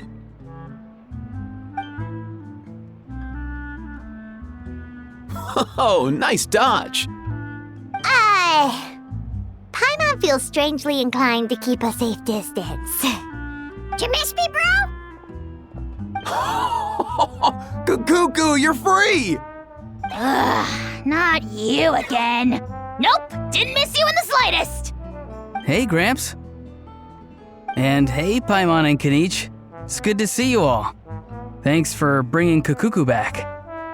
Get it away! Get it away from me! Nice to meet you, bro. Who are you calling bro? Say that again to my face! I dare you. If you've got the energy to argue this much, you're clearly not hungry yet. Let's go find something to eat while Ahau lives his best life. Poor Ahau. He spent all day being tormented by Auroron, only to discover that the suffering's just begun. Aoife, as a Saurian vet, how can you just sit back and watch our little dragon bro suffer? Huh? How am I the bad guy? Even hear yourself? Ah! Doesn't anyone want to hear how Kukuku got out of jail?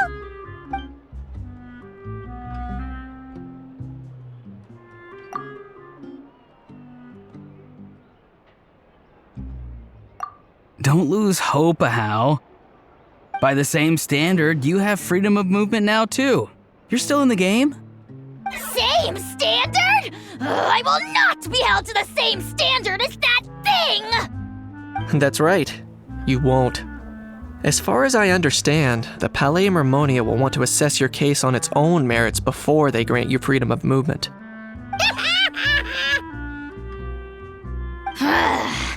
Where's that Saurian meat restaurant again? I'm gonna march that little pink balloon right into the kitchen! Yeah, good luck with that, bro. You'll be putting your own neck on the line, too. Also, there's no such restaurant! Anyway, thanks for looking after Ahau, guys. I'll take over from here. Why you?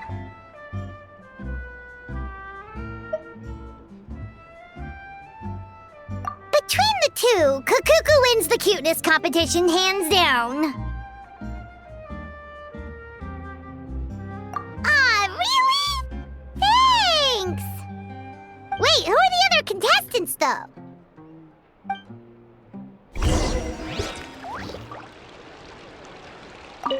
So now that our crew's back together again, what's our next move? Oh, how about a game of rock, paper, scissors? No chance. If I lose, we'll end up stuck in the room watching films all over again. Nope. This time, we'll only watch a film if I lose instead. Had enough too, huh?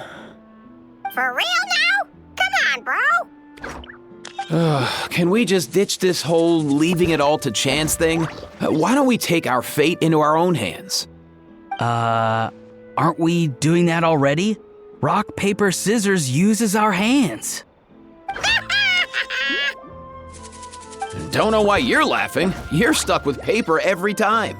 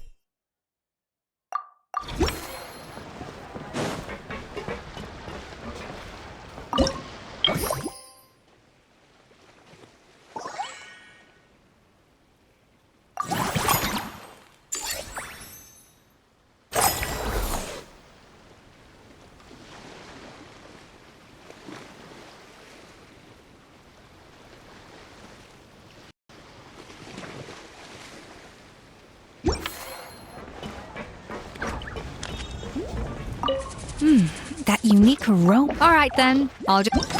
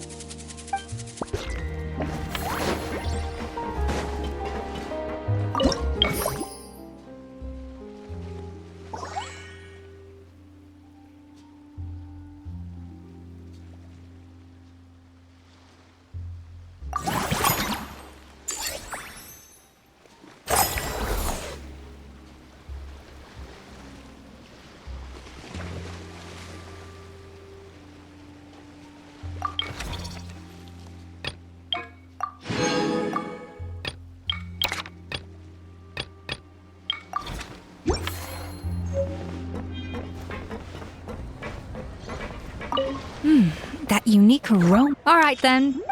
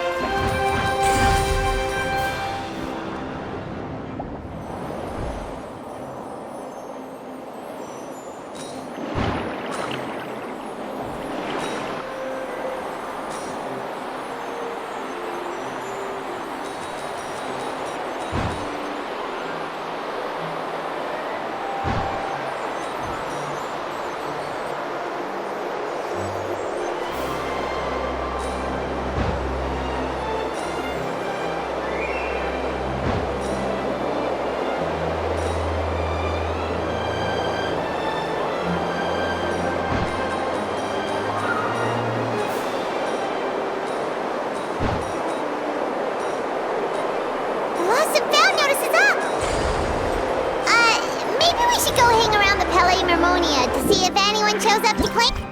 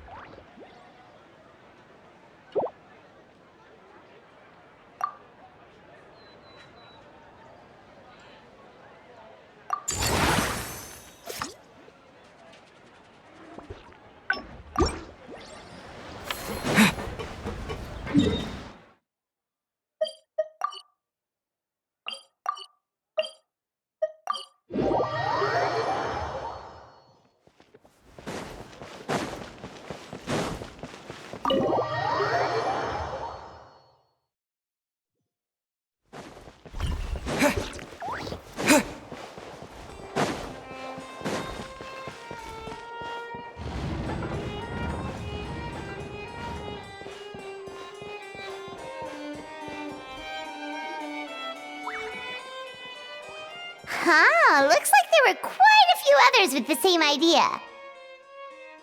Ah, hello, you two. Have there been any developments?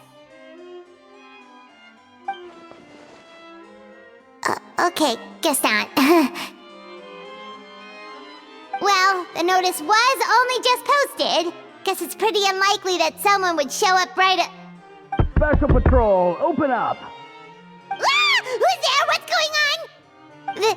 The Special Patrol? I don't think that's who this is.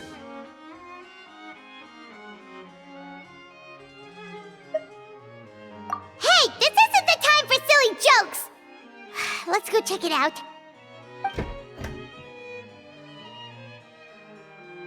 Good day, all. Gramps, grannies, aunts, and uncles. What in the Tevat are you doing here, Auroran? Oh, he must be the one you mentioned. Kukuku's owner? One of his owners. Kind of. But, bro, what are you doing here? I'm here to claim a lost item. Is this the person you saw on the boat, Mr. Kinich? Somehow I highly doubt that. For starters, he just addressed us as Gramps and Grannies. And unless this is the youngest looking middle-aged man in the world, I don't think he's our guy.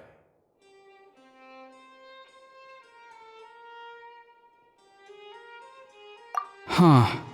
Was there something wrong with my door-knocking etiquette? That's how they do it in all the films. That's not door-knocking etiquette. That's the Special Security and Surveillance Patrol doing their job! Completely different things! Oh, I see. I figured it was just a polite way of requesting entry, to show the people inside you had something important to discuss. Oh, sorry about that. I totally goofed that one up. Give me a moment. I'll go back out and try again. So, Auroran, you said you were here to claim a lost item. What did you lose? Yeah, so basically...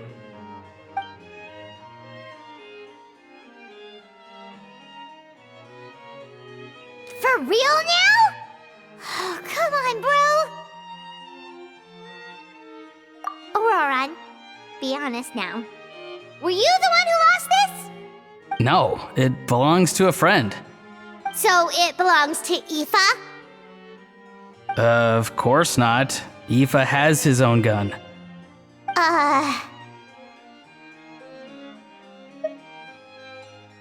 All right then.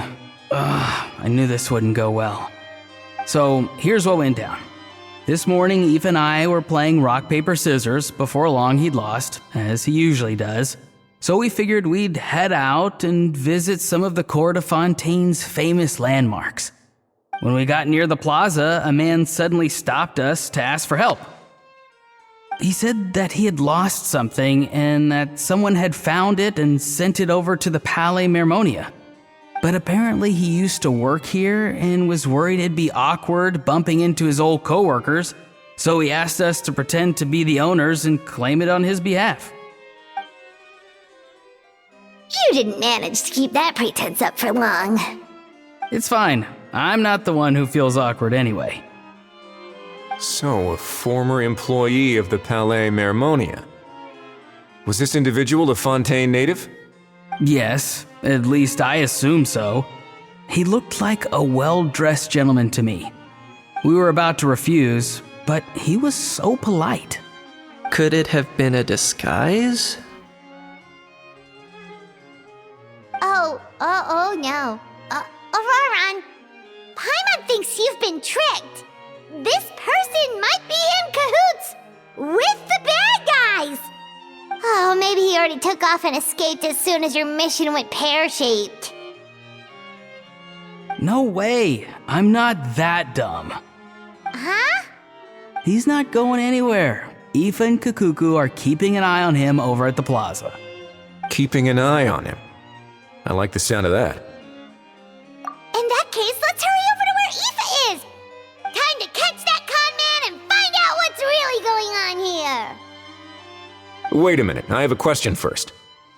Traveler, Paimon, you're pretty famous in Natlan, right? Oh, we're basically household names. But why do you ask? Would that be a problem? Remember when I said that the seller might be watching in secret? If so, then picking Auroron to do their dirty work was a careless mistake on their part. It suggests that the person who got Auroron to claim the item might not be fully in the know themselves. There are plenty of unanswered questions, but standing around racking our brains won't help. However, I still suggest that the famous faces among us, meaning the Traveler and Kinich, oh, and of course, Monsieur Nivelette too, stay here for the time being. We'll empty the box, give it to Auroron, and then he can claim the item as if nothing happened. I'll follow to check if anyone is watching. I doubt anyone would recognize me anyway, so I shouldn't draw too much attention. I think this plan is worth a try. I shall leave it to the pair of you. So, I have to go undercover again, right? Well, not exactly undercover. Just drop the special patrol persona and be yourself instead. Roger that. Over and out.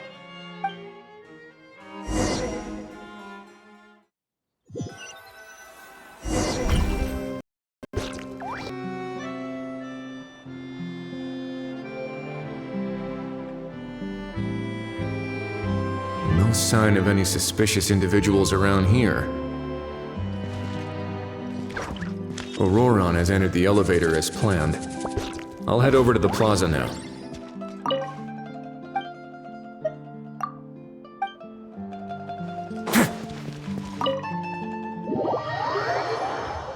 This isn't the way that Auroron said. Am I getting too old to remember directions?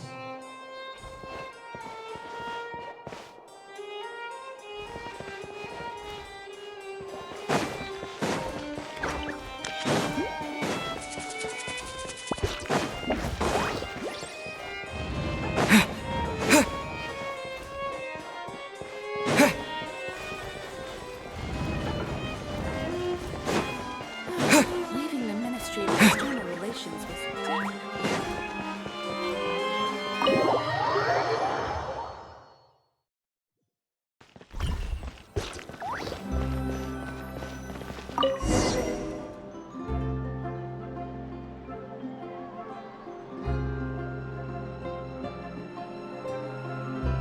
No sign of any suspicious individuals around here.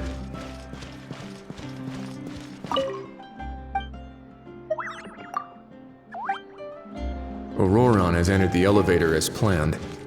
I'll head over to the plaza now.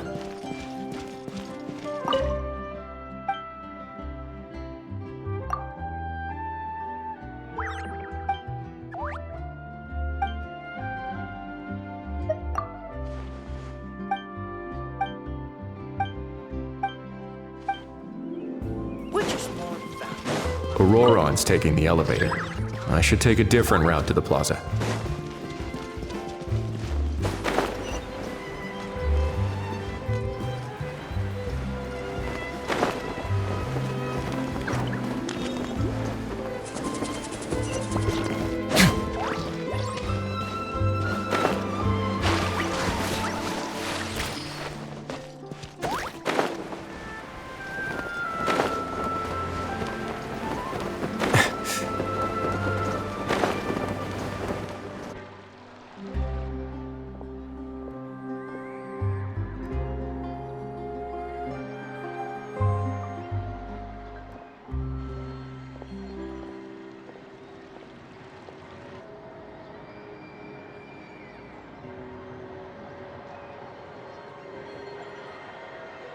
Nothing suspicious going on here either. Strange.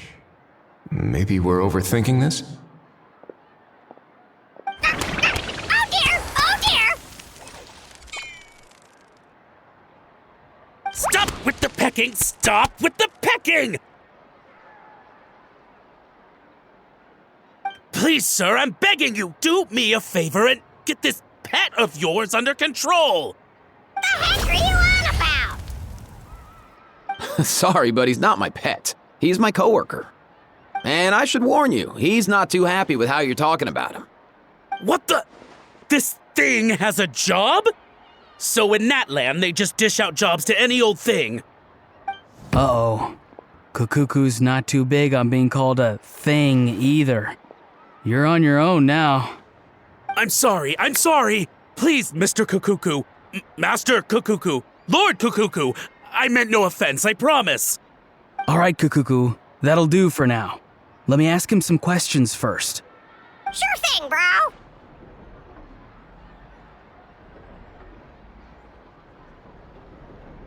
Auroron actually looks pretty serious this time. Was he just pretending to be clueless earlier? Interesting. Think I'll sit back and see how this plays out. You actually got it? Wow, didn't think it would be that easy. Ah, excellent. Looks like sending you was the right approach after all. After all? I mean, because the staff at the Palais Mermonia don't recognize you, right? So I got it, but I don't remember promising I'd hand it over. Huh? This thing's pretty cool. I've taken a bit of a liking to it.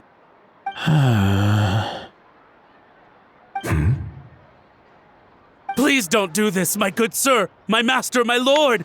My very life hangs in the balance. His life hangs in the balance? If this means so much to you, what are you gonna offer me in return? Are you trying to get him to say my life? How'd you know that? Because I watched that film with you. You should drop the act. We don't want a real misunderstanding in our hands. You're probably right. But honestly, I don't know what else to say. Sorry, this is the most myself I can be. Is that enough? Enough. More than enough.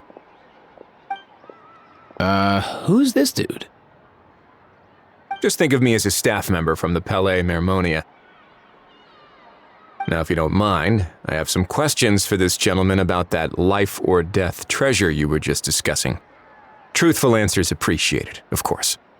Oh no, I'm toast now. What's that supposed to mean? You don't think the Palais Mermonia has the ability to protect our citizens? No, I mean, yes, of course they do. Please ask away. I could do that. But I'd rather you just tell the whole story, from the beginning. I suppose I only have myself to blame. Such a rare antique, I couldn't resist. I'm a collector of antiques. Nothing excites me more than rare, old relics, and to be completely honest, if someone's selling, I'm buying. I don't care to ask where they sourced their goods. As for the seller of this particular item, well, I've never met him in person. We've had some prior dealings, but always under the cover of coded ads in some shady tabloids. Lost and found notices, missing person ads, that sort of thing. As long as I took care to hide a time and place somewhere within the text, then slipped some mora into the envelope before submitting the ad, it would get published. And that was that. No fuss, no trace. Simple, right? Normally, everything goes off without a hitch. But this time, I arrive at the pickup spot expecting a discreet in and out, and instead, I find a whole construction crew at work. That was not what we'd agreed, but I couldn't just let it go, so I reached out to him again the same way as usual. He replied, and do you know what he said? He told me that the item's now in the Palais Mermonia. Well, he wasn't lying about that. He insisted that it would be inconvenient for him to make an appearance himself, but said that if I could somehow find a way to retrieve it from the Palais, he'd give me a discount on the price. Of course, it wasn't the discount that swung it. Do I look like I'm strapped for cash? Feeling smug now, are we? Feeling smug now, are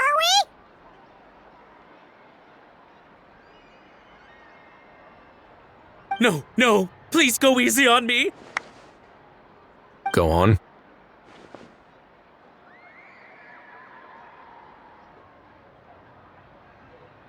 Where was I? Well, anyway, I thought to myself, seeing as the item itself came from Natlan, it would make more sense if I could find someone from there to go retrieve it.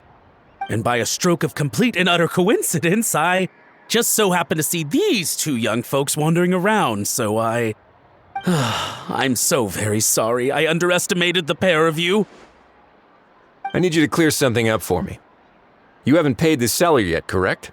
And yet he told you to collect the item from the Palais Mermonia. Was he not worried that you'd just split afterwards? Well, to be honest, though I can't claim to know him very well, he, on the other hand, seems to know my name and where I live. Besides, this is a guy who managed to get his hands on an ancient Natlanese weapon. That's probably not the kind of person I want to double-cross. Fair. That makes sense. So, Mr. Please, just call me Argento. All right, Mr. Argento.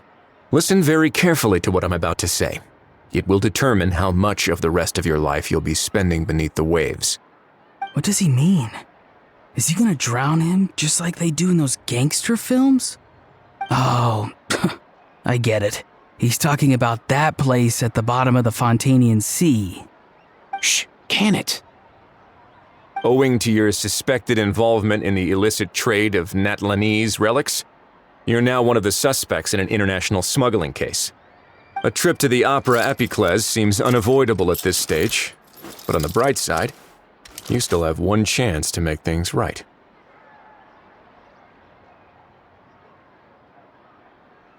Okay. Do I really? Please tell me what to do. It's very simple. Just reach out to your seller in the same way as usual, arrange to meet, bring the money, and make the deal. Just be sure to let me know all the details. I'm talking time, place, the whole lot. If we can catch the other party by doing this, you'll have gone some way toward redeeming yourself. Understand? Oh, I see. I understand. You shall have my full and unadulterated cooperation. Good. Don't break the law, and don't even think about making a run for it. The Palais Mermonia will be watching you and ensuring your safety. All right, take the box, but leave your ID and other documents behind. You can go now. As for you two, protocol dictates that I should take you both back to the Palais and have you sign a confidentiality agreement. But that would take a lot of time and effort. Such a hassle, bro! See, Mr. Kakuku knows exactly where I'm coming from. So, I was thinking, since you're all friends of the Traveler... I understand, sir. We got dragged into this by accident, and it has diddly squat to do with us. Out of respect for the Traveler, we won't say another word. Oh, I know this part. We better keep our mouths shut or we'll both be sleeping with the fishes in the tailor-made pair of cement shoes. In that case, I understand completely. Not exactly what I was going for, but if that's how you want to understand it, then be my guest. Then it's settled. Thanks for your help.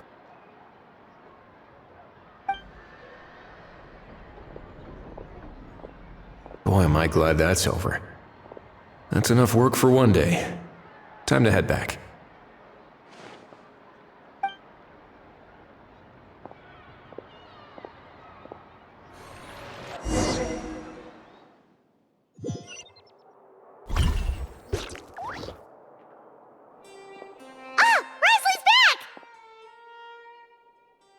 Judging by your expression, it must be good news, huh?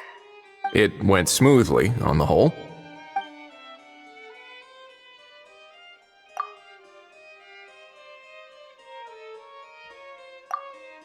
So basically, we hold off until Argento and the other party have set up the next stage of the transaction.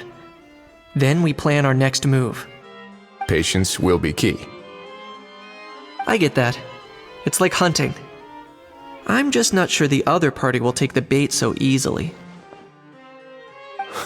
Well, if he didn't need the money, or if he valued self-preservation over making a profit, he could have walked away as soon as the contraband was brought to the Palais Mermonia. On top of that, although he hasn't shown his face yet, he seems to have no followers or accomplices, and he's relying on an extremely limited set of options to push the deal along. So, if you ask me, he seems like someone who cares a lot about his image and has a somewhat high opinion of himself, but lacks any real ability. I almost get the feeling that if he misses out on this opportunity, he won't have any other way of making money. His every move is like a spin of the roulette wheel, hoping that the ball will land exactly where he wants it to.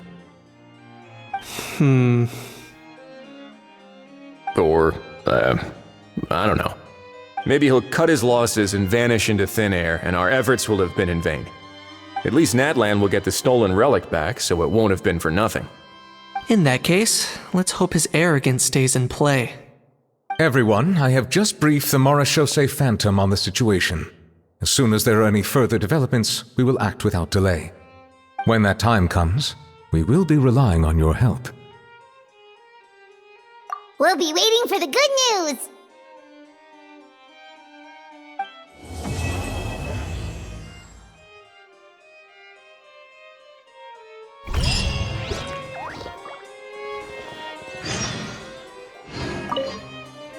On the topic of kidnapping cases, how exactly do we define the subject of a kidnapping? According to the regulations, I mean. Aside from humans, do pets count? What about sentient non-human beings? Of course, Melazines go without saying, but what about a being like Kukuku? I am surprised that you are unfamiliar with the legal provisions on this matter. If I knew all the laws like the back of my hand, I wouldn't have ended up in the fortress of Meripede, would I? That is no laughing matter, Wriothesley.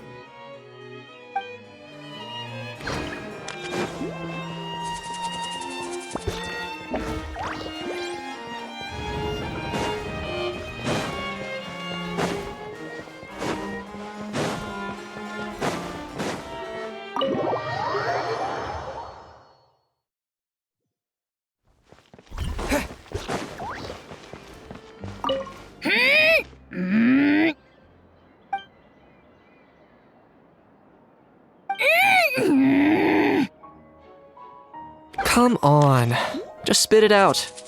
I can tell you're itching to say something. Ganeech, you big dummy! You fell for it, huh? No, what's wrong? Feeling lonely without the almighty Dragon Lord to talk to? If a bedtime story's what you're after, just say so! I'll tell you one so bone-chilling, you won't be able to sleep for 3 nights straight! Sure, go ahead. Huh? What do you mean, go ahead? Ugh, you pretending to be a tough guy now? Maybe, maybe not. But one thing's for sure. If I don't sleep, neither do you.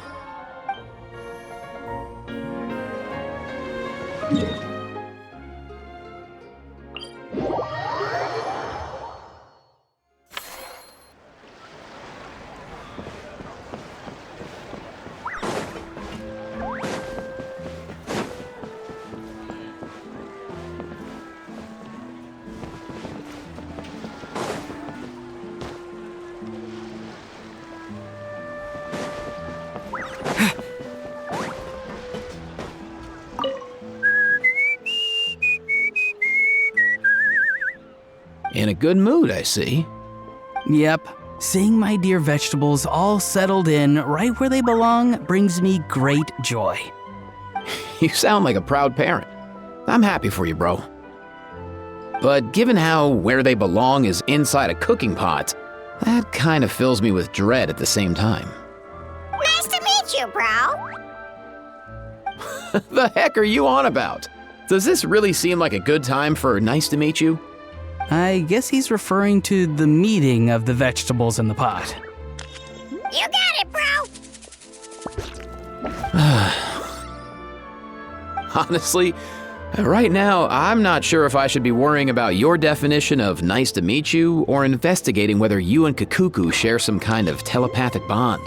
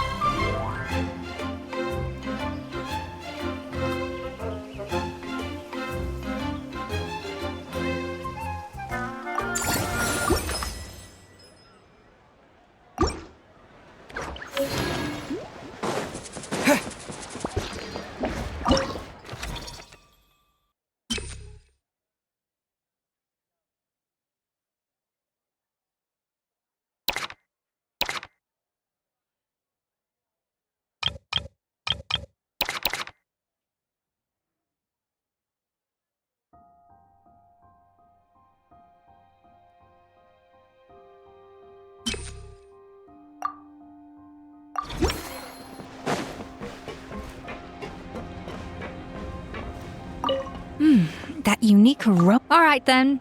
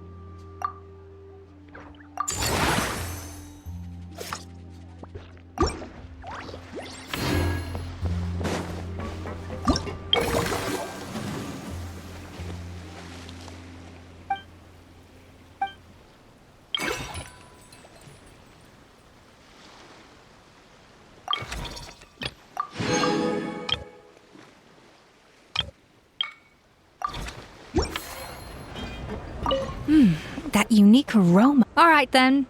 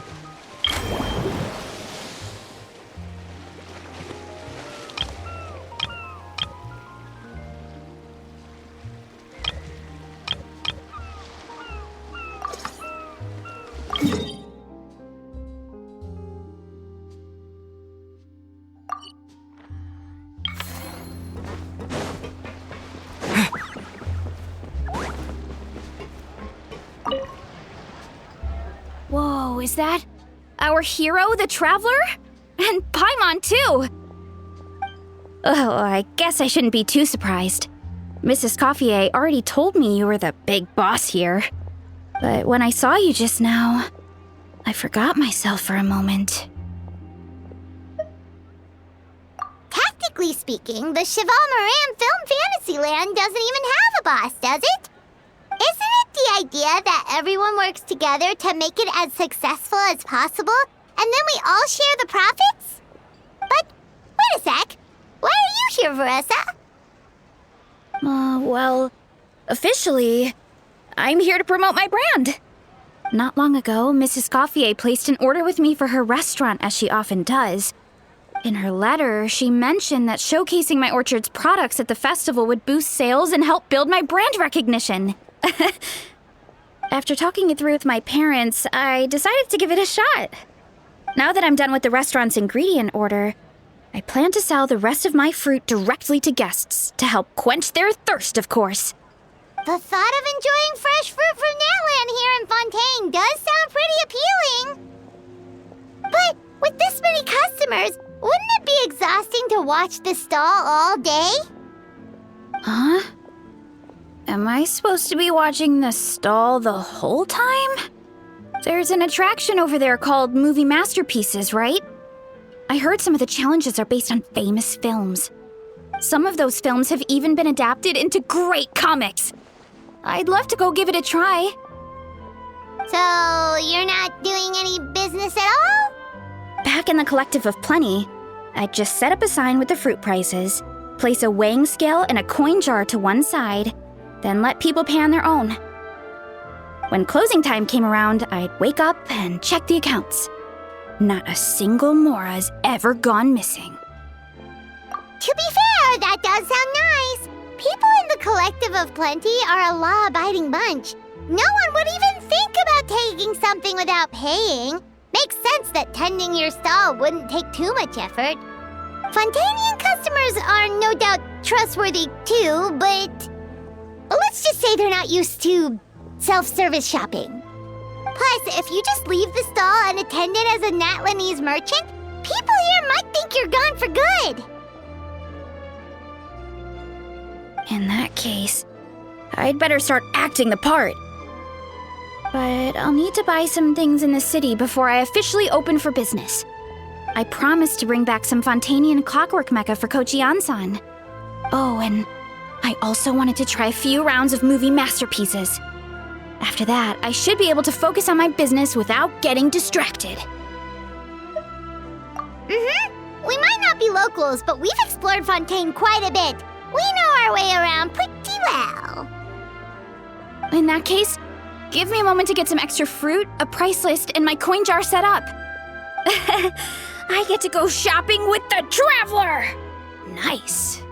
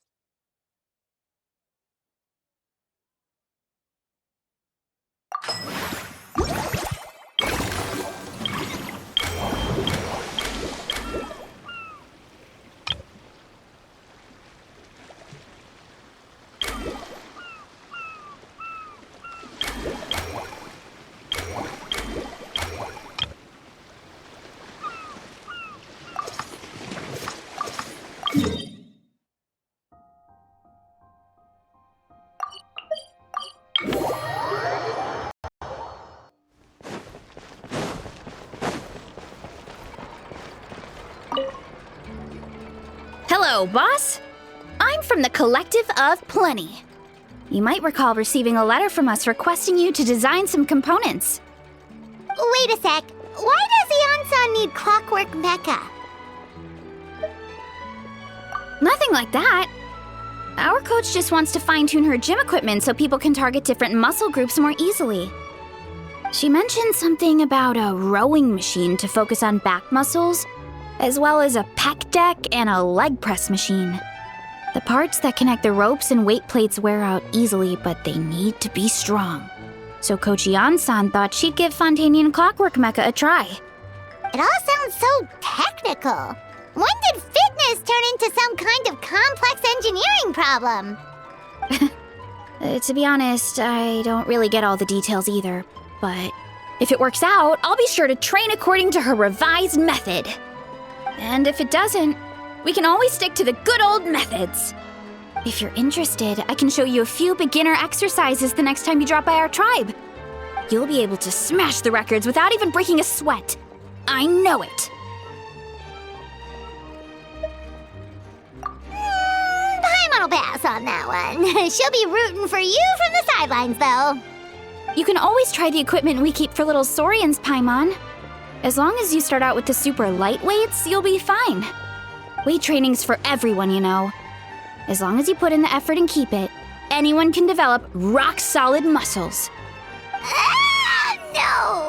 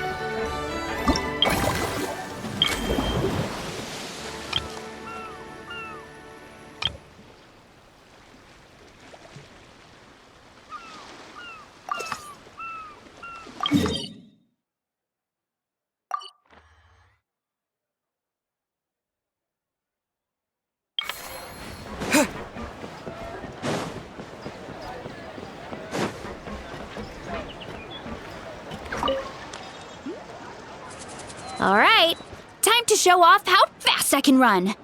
I'm gonna go have a blast, then come back, calm down, and focus on running my fruit stall. That's right. Last thing you'd want is to get too absorbed in having fun, then suddenly realize you're starving because you haven't eaten anything for hours. Funnily enough, Paimon can think of someone else with a bad habit of getting so into things that they forget to eat. No matter how busy you are, nothing's more important than staying well-fed, hydrated, and healthy.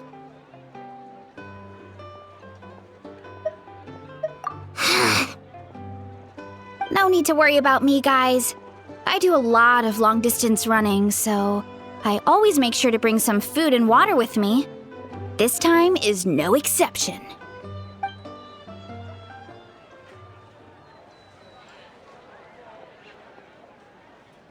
Woohoo! That was incredible! How was it? Did you get through all the levels? It was amazing! Not only did I get a super high score, but I also checked up on every homage to the original films, and even recreated several iconic scenes starring comic book superheroes. I'll focus on doing business this time round, but if there's ever another event like this, please let me know as early as possible. I want in! Yep. You know what? We should let you design the levels! I'm sure all the fans will be thrilled! That would be great! Anyway, back to business. Time to focus on my fruit stall. I'm gonna make a name for my orchard in Fontaine.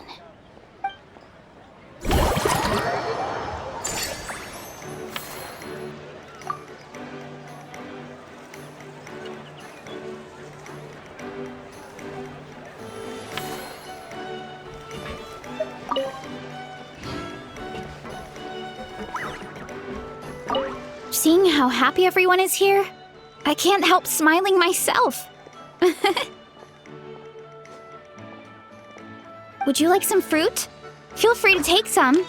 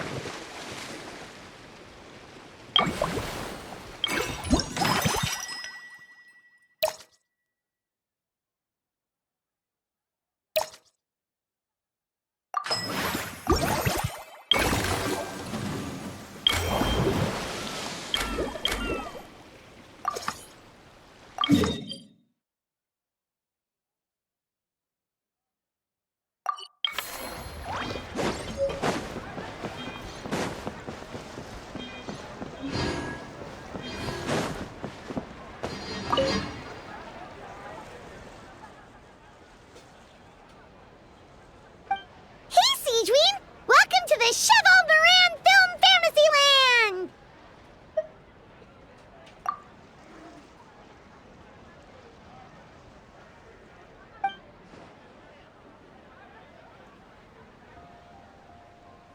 Oh, your encouragement leaves Paimon feeling even more motivated than ever!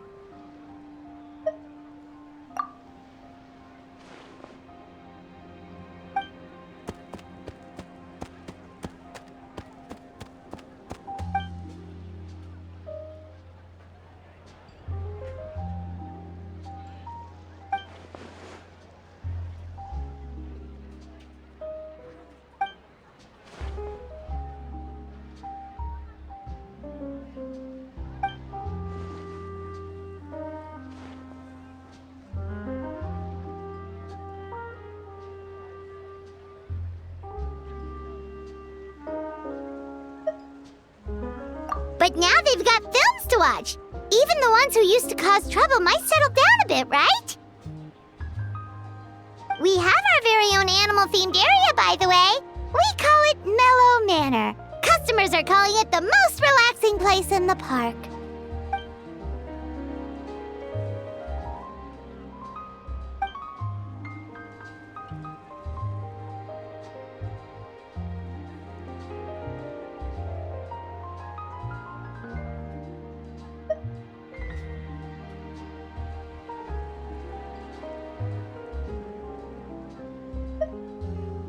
Oh, you mean we could invite Sigewinne to be a consultant at Mellow Manor? Now that you mention it, that sounds like a great idea! Sigewinne's great at caring for people, and she's so warm and gentle. Looking after animals should be a piece of cake! Yeah, like someone who gives advice and tells the park staff how to do their jobs better. The workload won't be too heavy, but it's important work. Besides, you'll mostly be playing with the animals.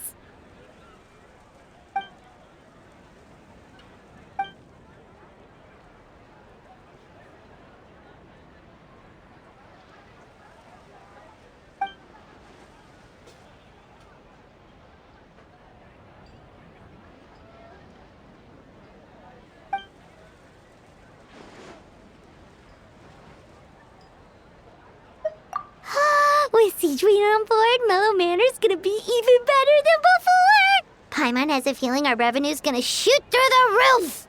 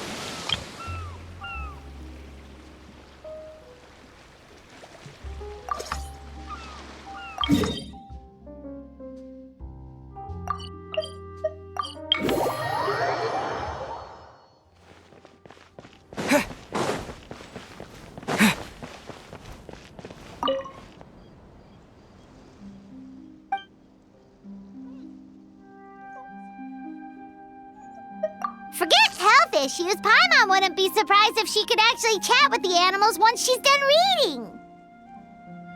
Oh, wait, head nurse, please don't go. Phew, boy, am I glad I caught up with you. One of the inmates has become obsessed with those magical mouse munchies from the animated films you've been showing them, and tried making some himself with 3 days' worth of welfare meals. He ended up giving himself food poisoning, with symptoms we've never even seen before. Please, we need your help.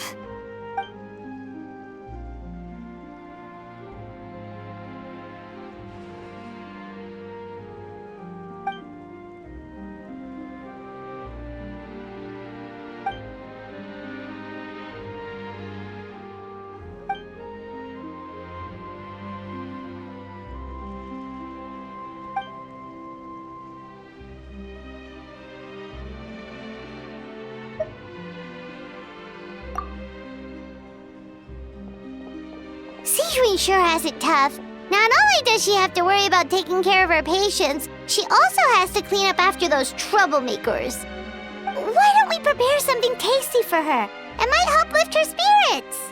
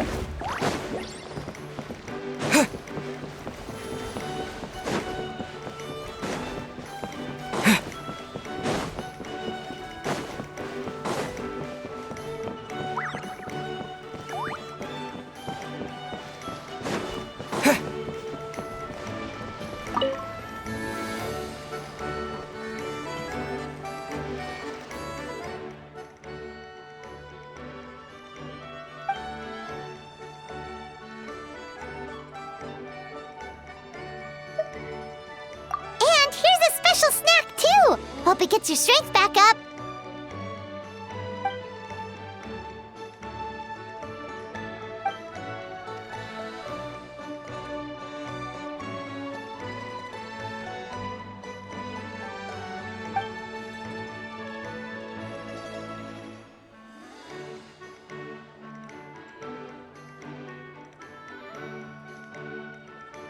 Is it because they aren't paying any attention when they're watching? Or is it some rebellious mentality? A whatever you tell me not to do, I'll do it just to prove you wrong type of thing?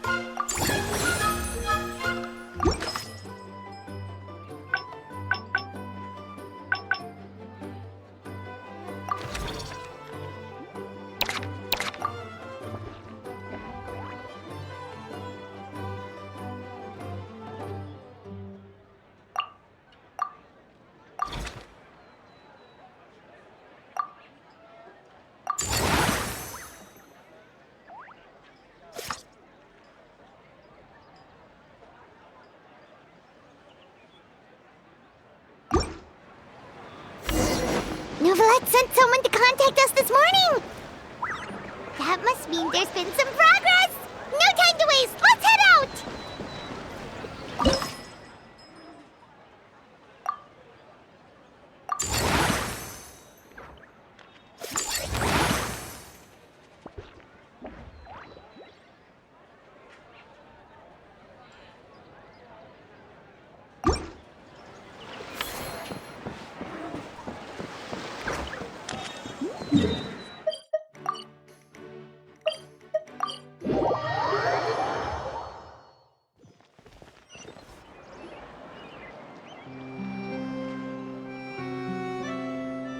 Everyone! We're not late, are we? No, you're just in time. Well rested, I trust?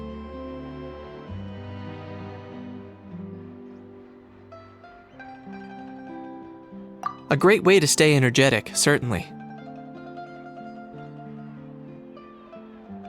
We received word from Mr. Argenteau yesterday, confirming the time and location of the transaction. It'll take place this afternoon, and it turns out it'll be somewhere we all know pretty well, too. The Film Fantasyland restaurant. Oh, really? Huh. He sure does like that place. Seems like you share our concerns, Traveler. Indeed. Capturing someone in a crowded event venue will be much more challenging than in an open area. The criminal might try to blend in with the crowd, or even escape by taking hostages. In light of this, we've had to make additional preparations. As soon as we received the news yesterday, we began coordinating with the Marechaussee Phantom and the Special Security and Surveillance Patrol. We'll be deploying lots of undercover agents on site. If things go south, the safety of the civilians will be our top priority. Of course, fingers crossed, everything will go without a hitch. I noticed a bunch of familiar faces from the previous case, like Captain Chevreuse of the Special Patrol, so I'm feeling optimistic. We'll trust your instincts, then. Oh, yeah, and by the way, we've also been in communication with Miss Lapine Pauline and Miss Navia. The Spina di Rosula will provide support within a controlled scope, so there's no need to worry. The only potential issue is with Miss Escoffier.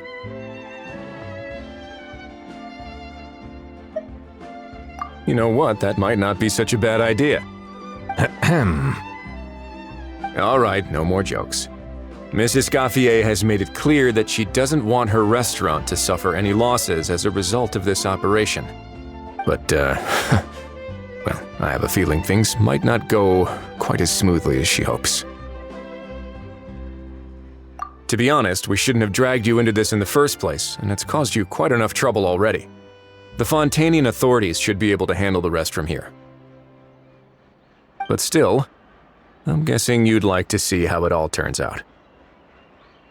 Well then, feel free to head down to the scene, but just stay alert and play it by ear. You won't necessarily have to do anything. Unless things go pear-shaped, of course.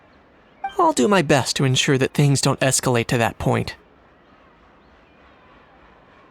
Of course. There are still a lot of unanswered questions, but our intel so far indicates that the culprit's from Natlan. Plus, I'm already a witness in this case. Might as well see this thing through to the end. That's the Kanichi we know and love!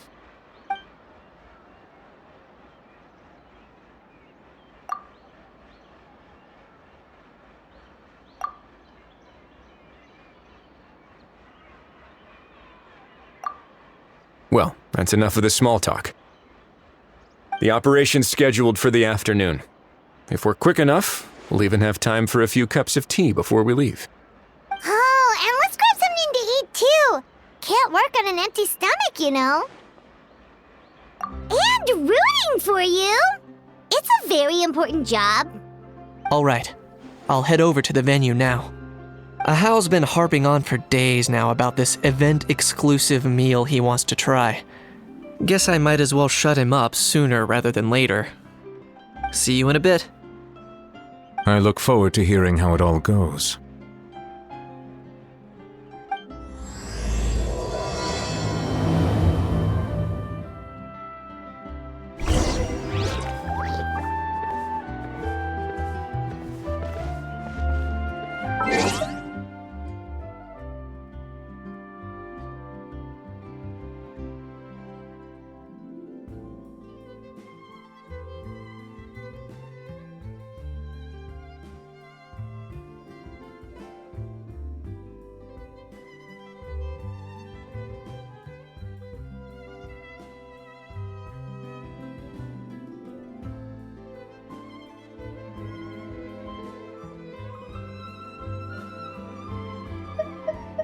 This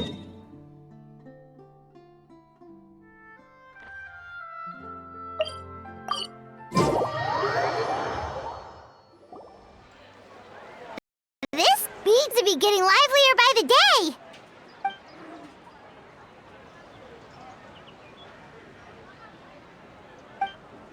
Traveler, Paimon's getting kinda hungry. Let's go check out the restaurant menu, shall we?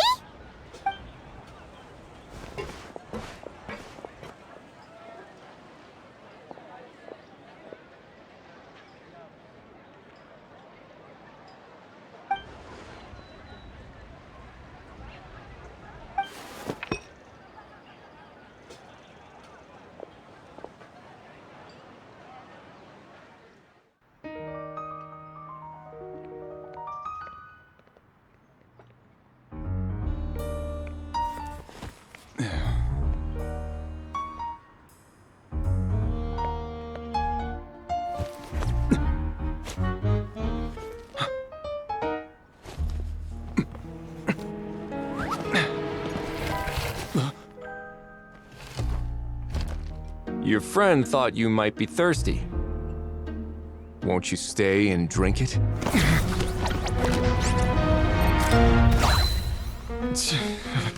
I tend to steer clear of drinks left out in the open.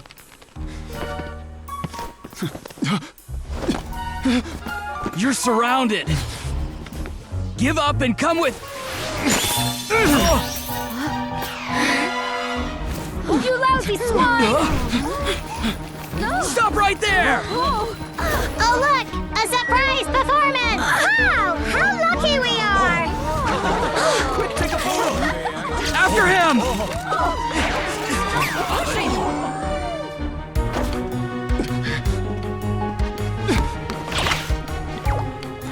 Sorry, my guy. Unlicensed and illegally docked. This boat's not going anywhere.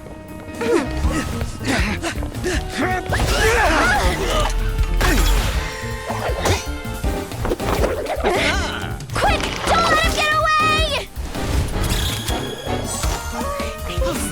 Be careful! Amazing! Lowly worm! No one flies higher than the almighty Dragon Lord!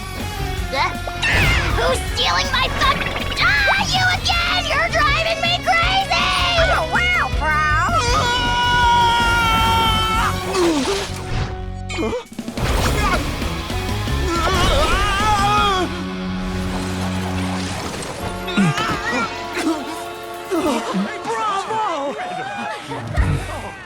All right, that's a wrap.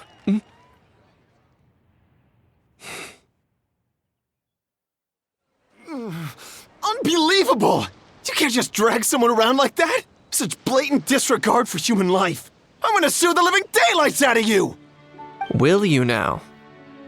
I think I did you a favor by pulling you away from your audience. Saved you some face at the very least. As for whether you were facing up or down along the way, well, that was your decision, wasn't it? Why, you...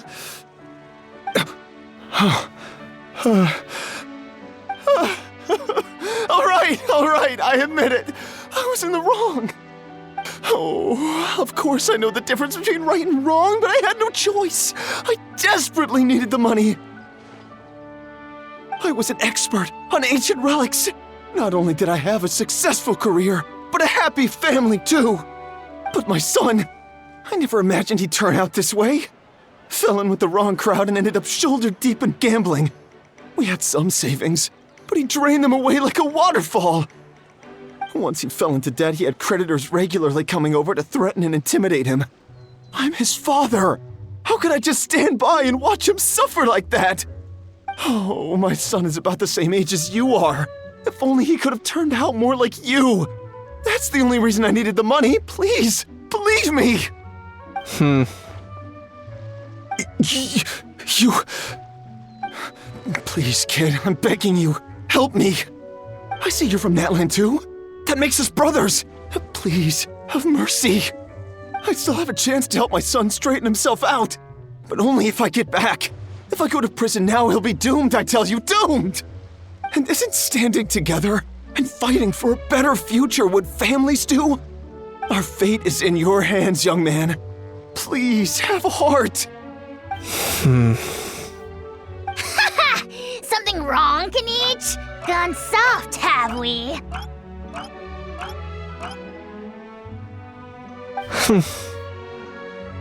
I don't believe a word you say. Wriothesley had you just about figured out. You're a gambler. Pure and simple. A gambler? Me? Nonsense! I told you, it's my son! First of all, are you really from Natlan? You've been keeping tabs on the gun's whereabouts this whole time. You should have recognized at least one familiar face by now. On top of that, the way you threatened to sue me? Spoken like a true Fontanian, if you ask me. Huh? What kind of logic is that?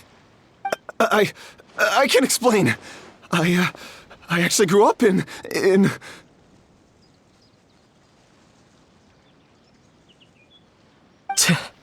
I don't want to hear another word. Ahau, here's your chance. Shut someone else up for once. The moment I've been waiting for. Eat this, scumbag! Being a compulsive liar is one of the hallmarks of a die-hard gambler. I bet you're just a Fontanian pretending to be from Natlan. Even if you have any friends or family to speak of, I'm guessing they've long since cut all ties with you. And you have your depraved ways to thank for that. Of course, I might be wrong.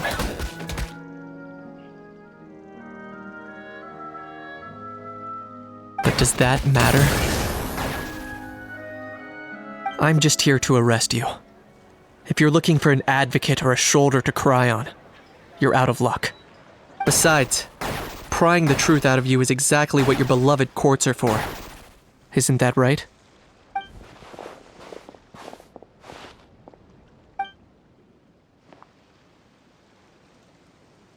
Many thanks.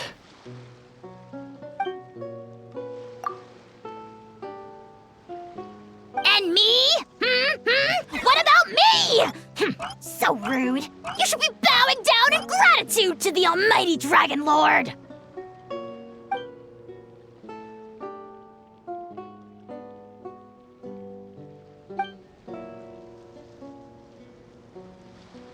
Hey, what do you mean?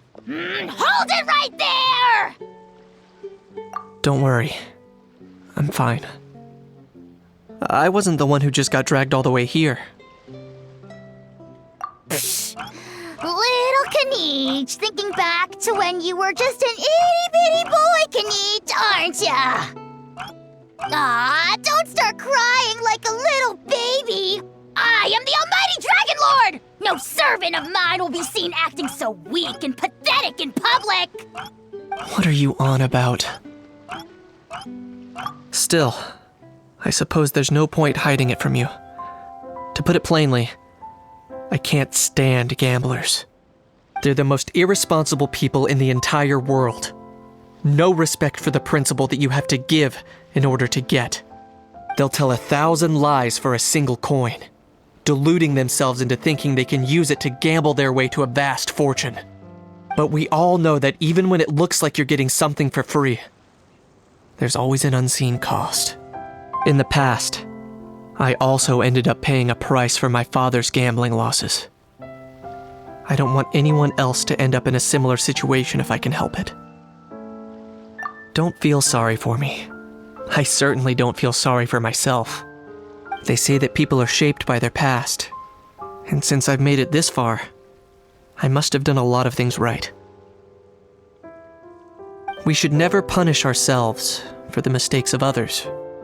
Instead, I choose to remember the moments that helped me grow. Like when I first learned to use a grappling hook, or the very first time I yearned for knowledge. Yeah, I believe you. Let's get going. If we don't head back soon, we'll cause more unnecessary worry.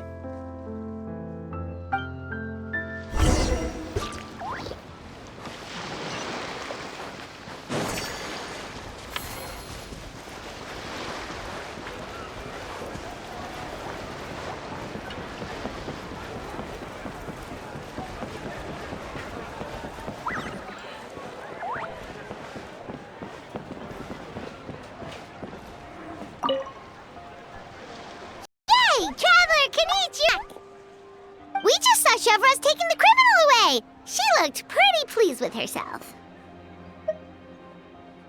Haha! So after so much running in circles, turns out he had no fight in him, huh?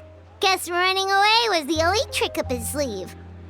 Oh, also, Risley said to let you know that he's already left. He went to report back to the Palais Mermonia.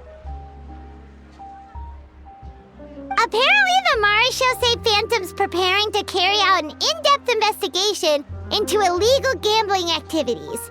Sounds like they'll have their hands full. Anyway, that's for the Palais to worry about, not really our concern.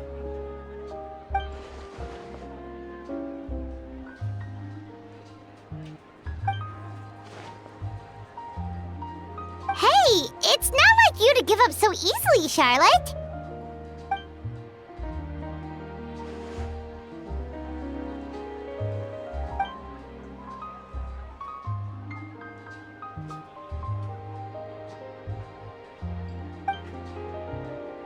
Make sure you pick the best shots of Paimon. Oh, already gone. Hope she heard that. Yeah, you're right. But what took you all so long to get here? Did something happen?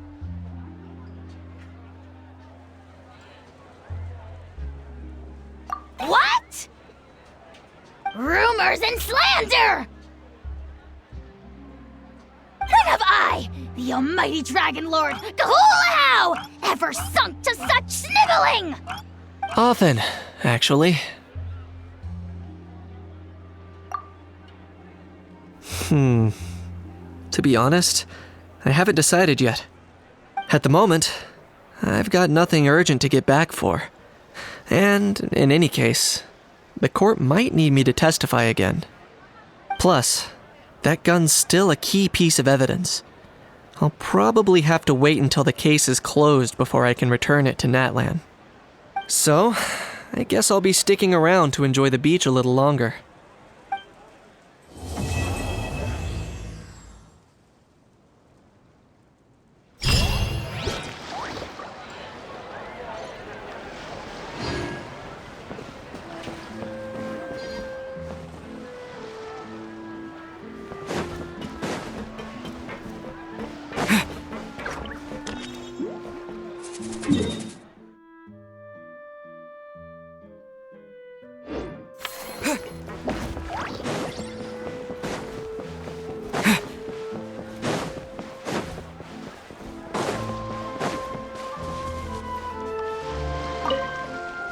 Earlier on, that lady with the pink hair took a picture of Ahau and Kakuku together. You sound a little disappointed. Were you hoping to be in it too? I was at first. But after seeing how awkward Ahau looked, I figured I wouldn't really fit in. Huh? And you didn't think of sharing this any sooner? I'd have cuddled your neck and smiled for the camera! Anything to get out of being in the same frame as that thing! Really? Well, no worries, you still can. Come here, give us a hug. I hope your face is ready, because it's about to get flame roasted! I got your back, bro!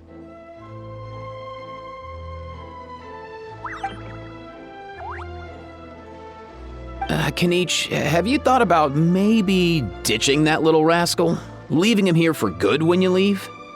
I have. But given that Ahau's also an old relic, that would probably count as international smuggling. I can't bring myself to knowingly break the law. Guess we all have our problems in life.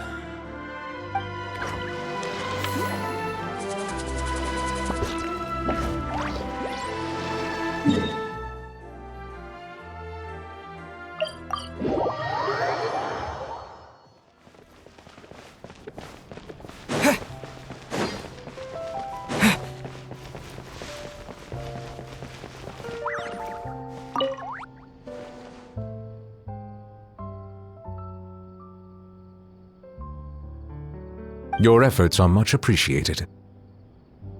Sounds like I'm no longer needed here. Guess I'll be on my way. One moment. As a key witness, you may be called upon to attend the follow-up trial, Mr. Risley. Oh no. For real, bro?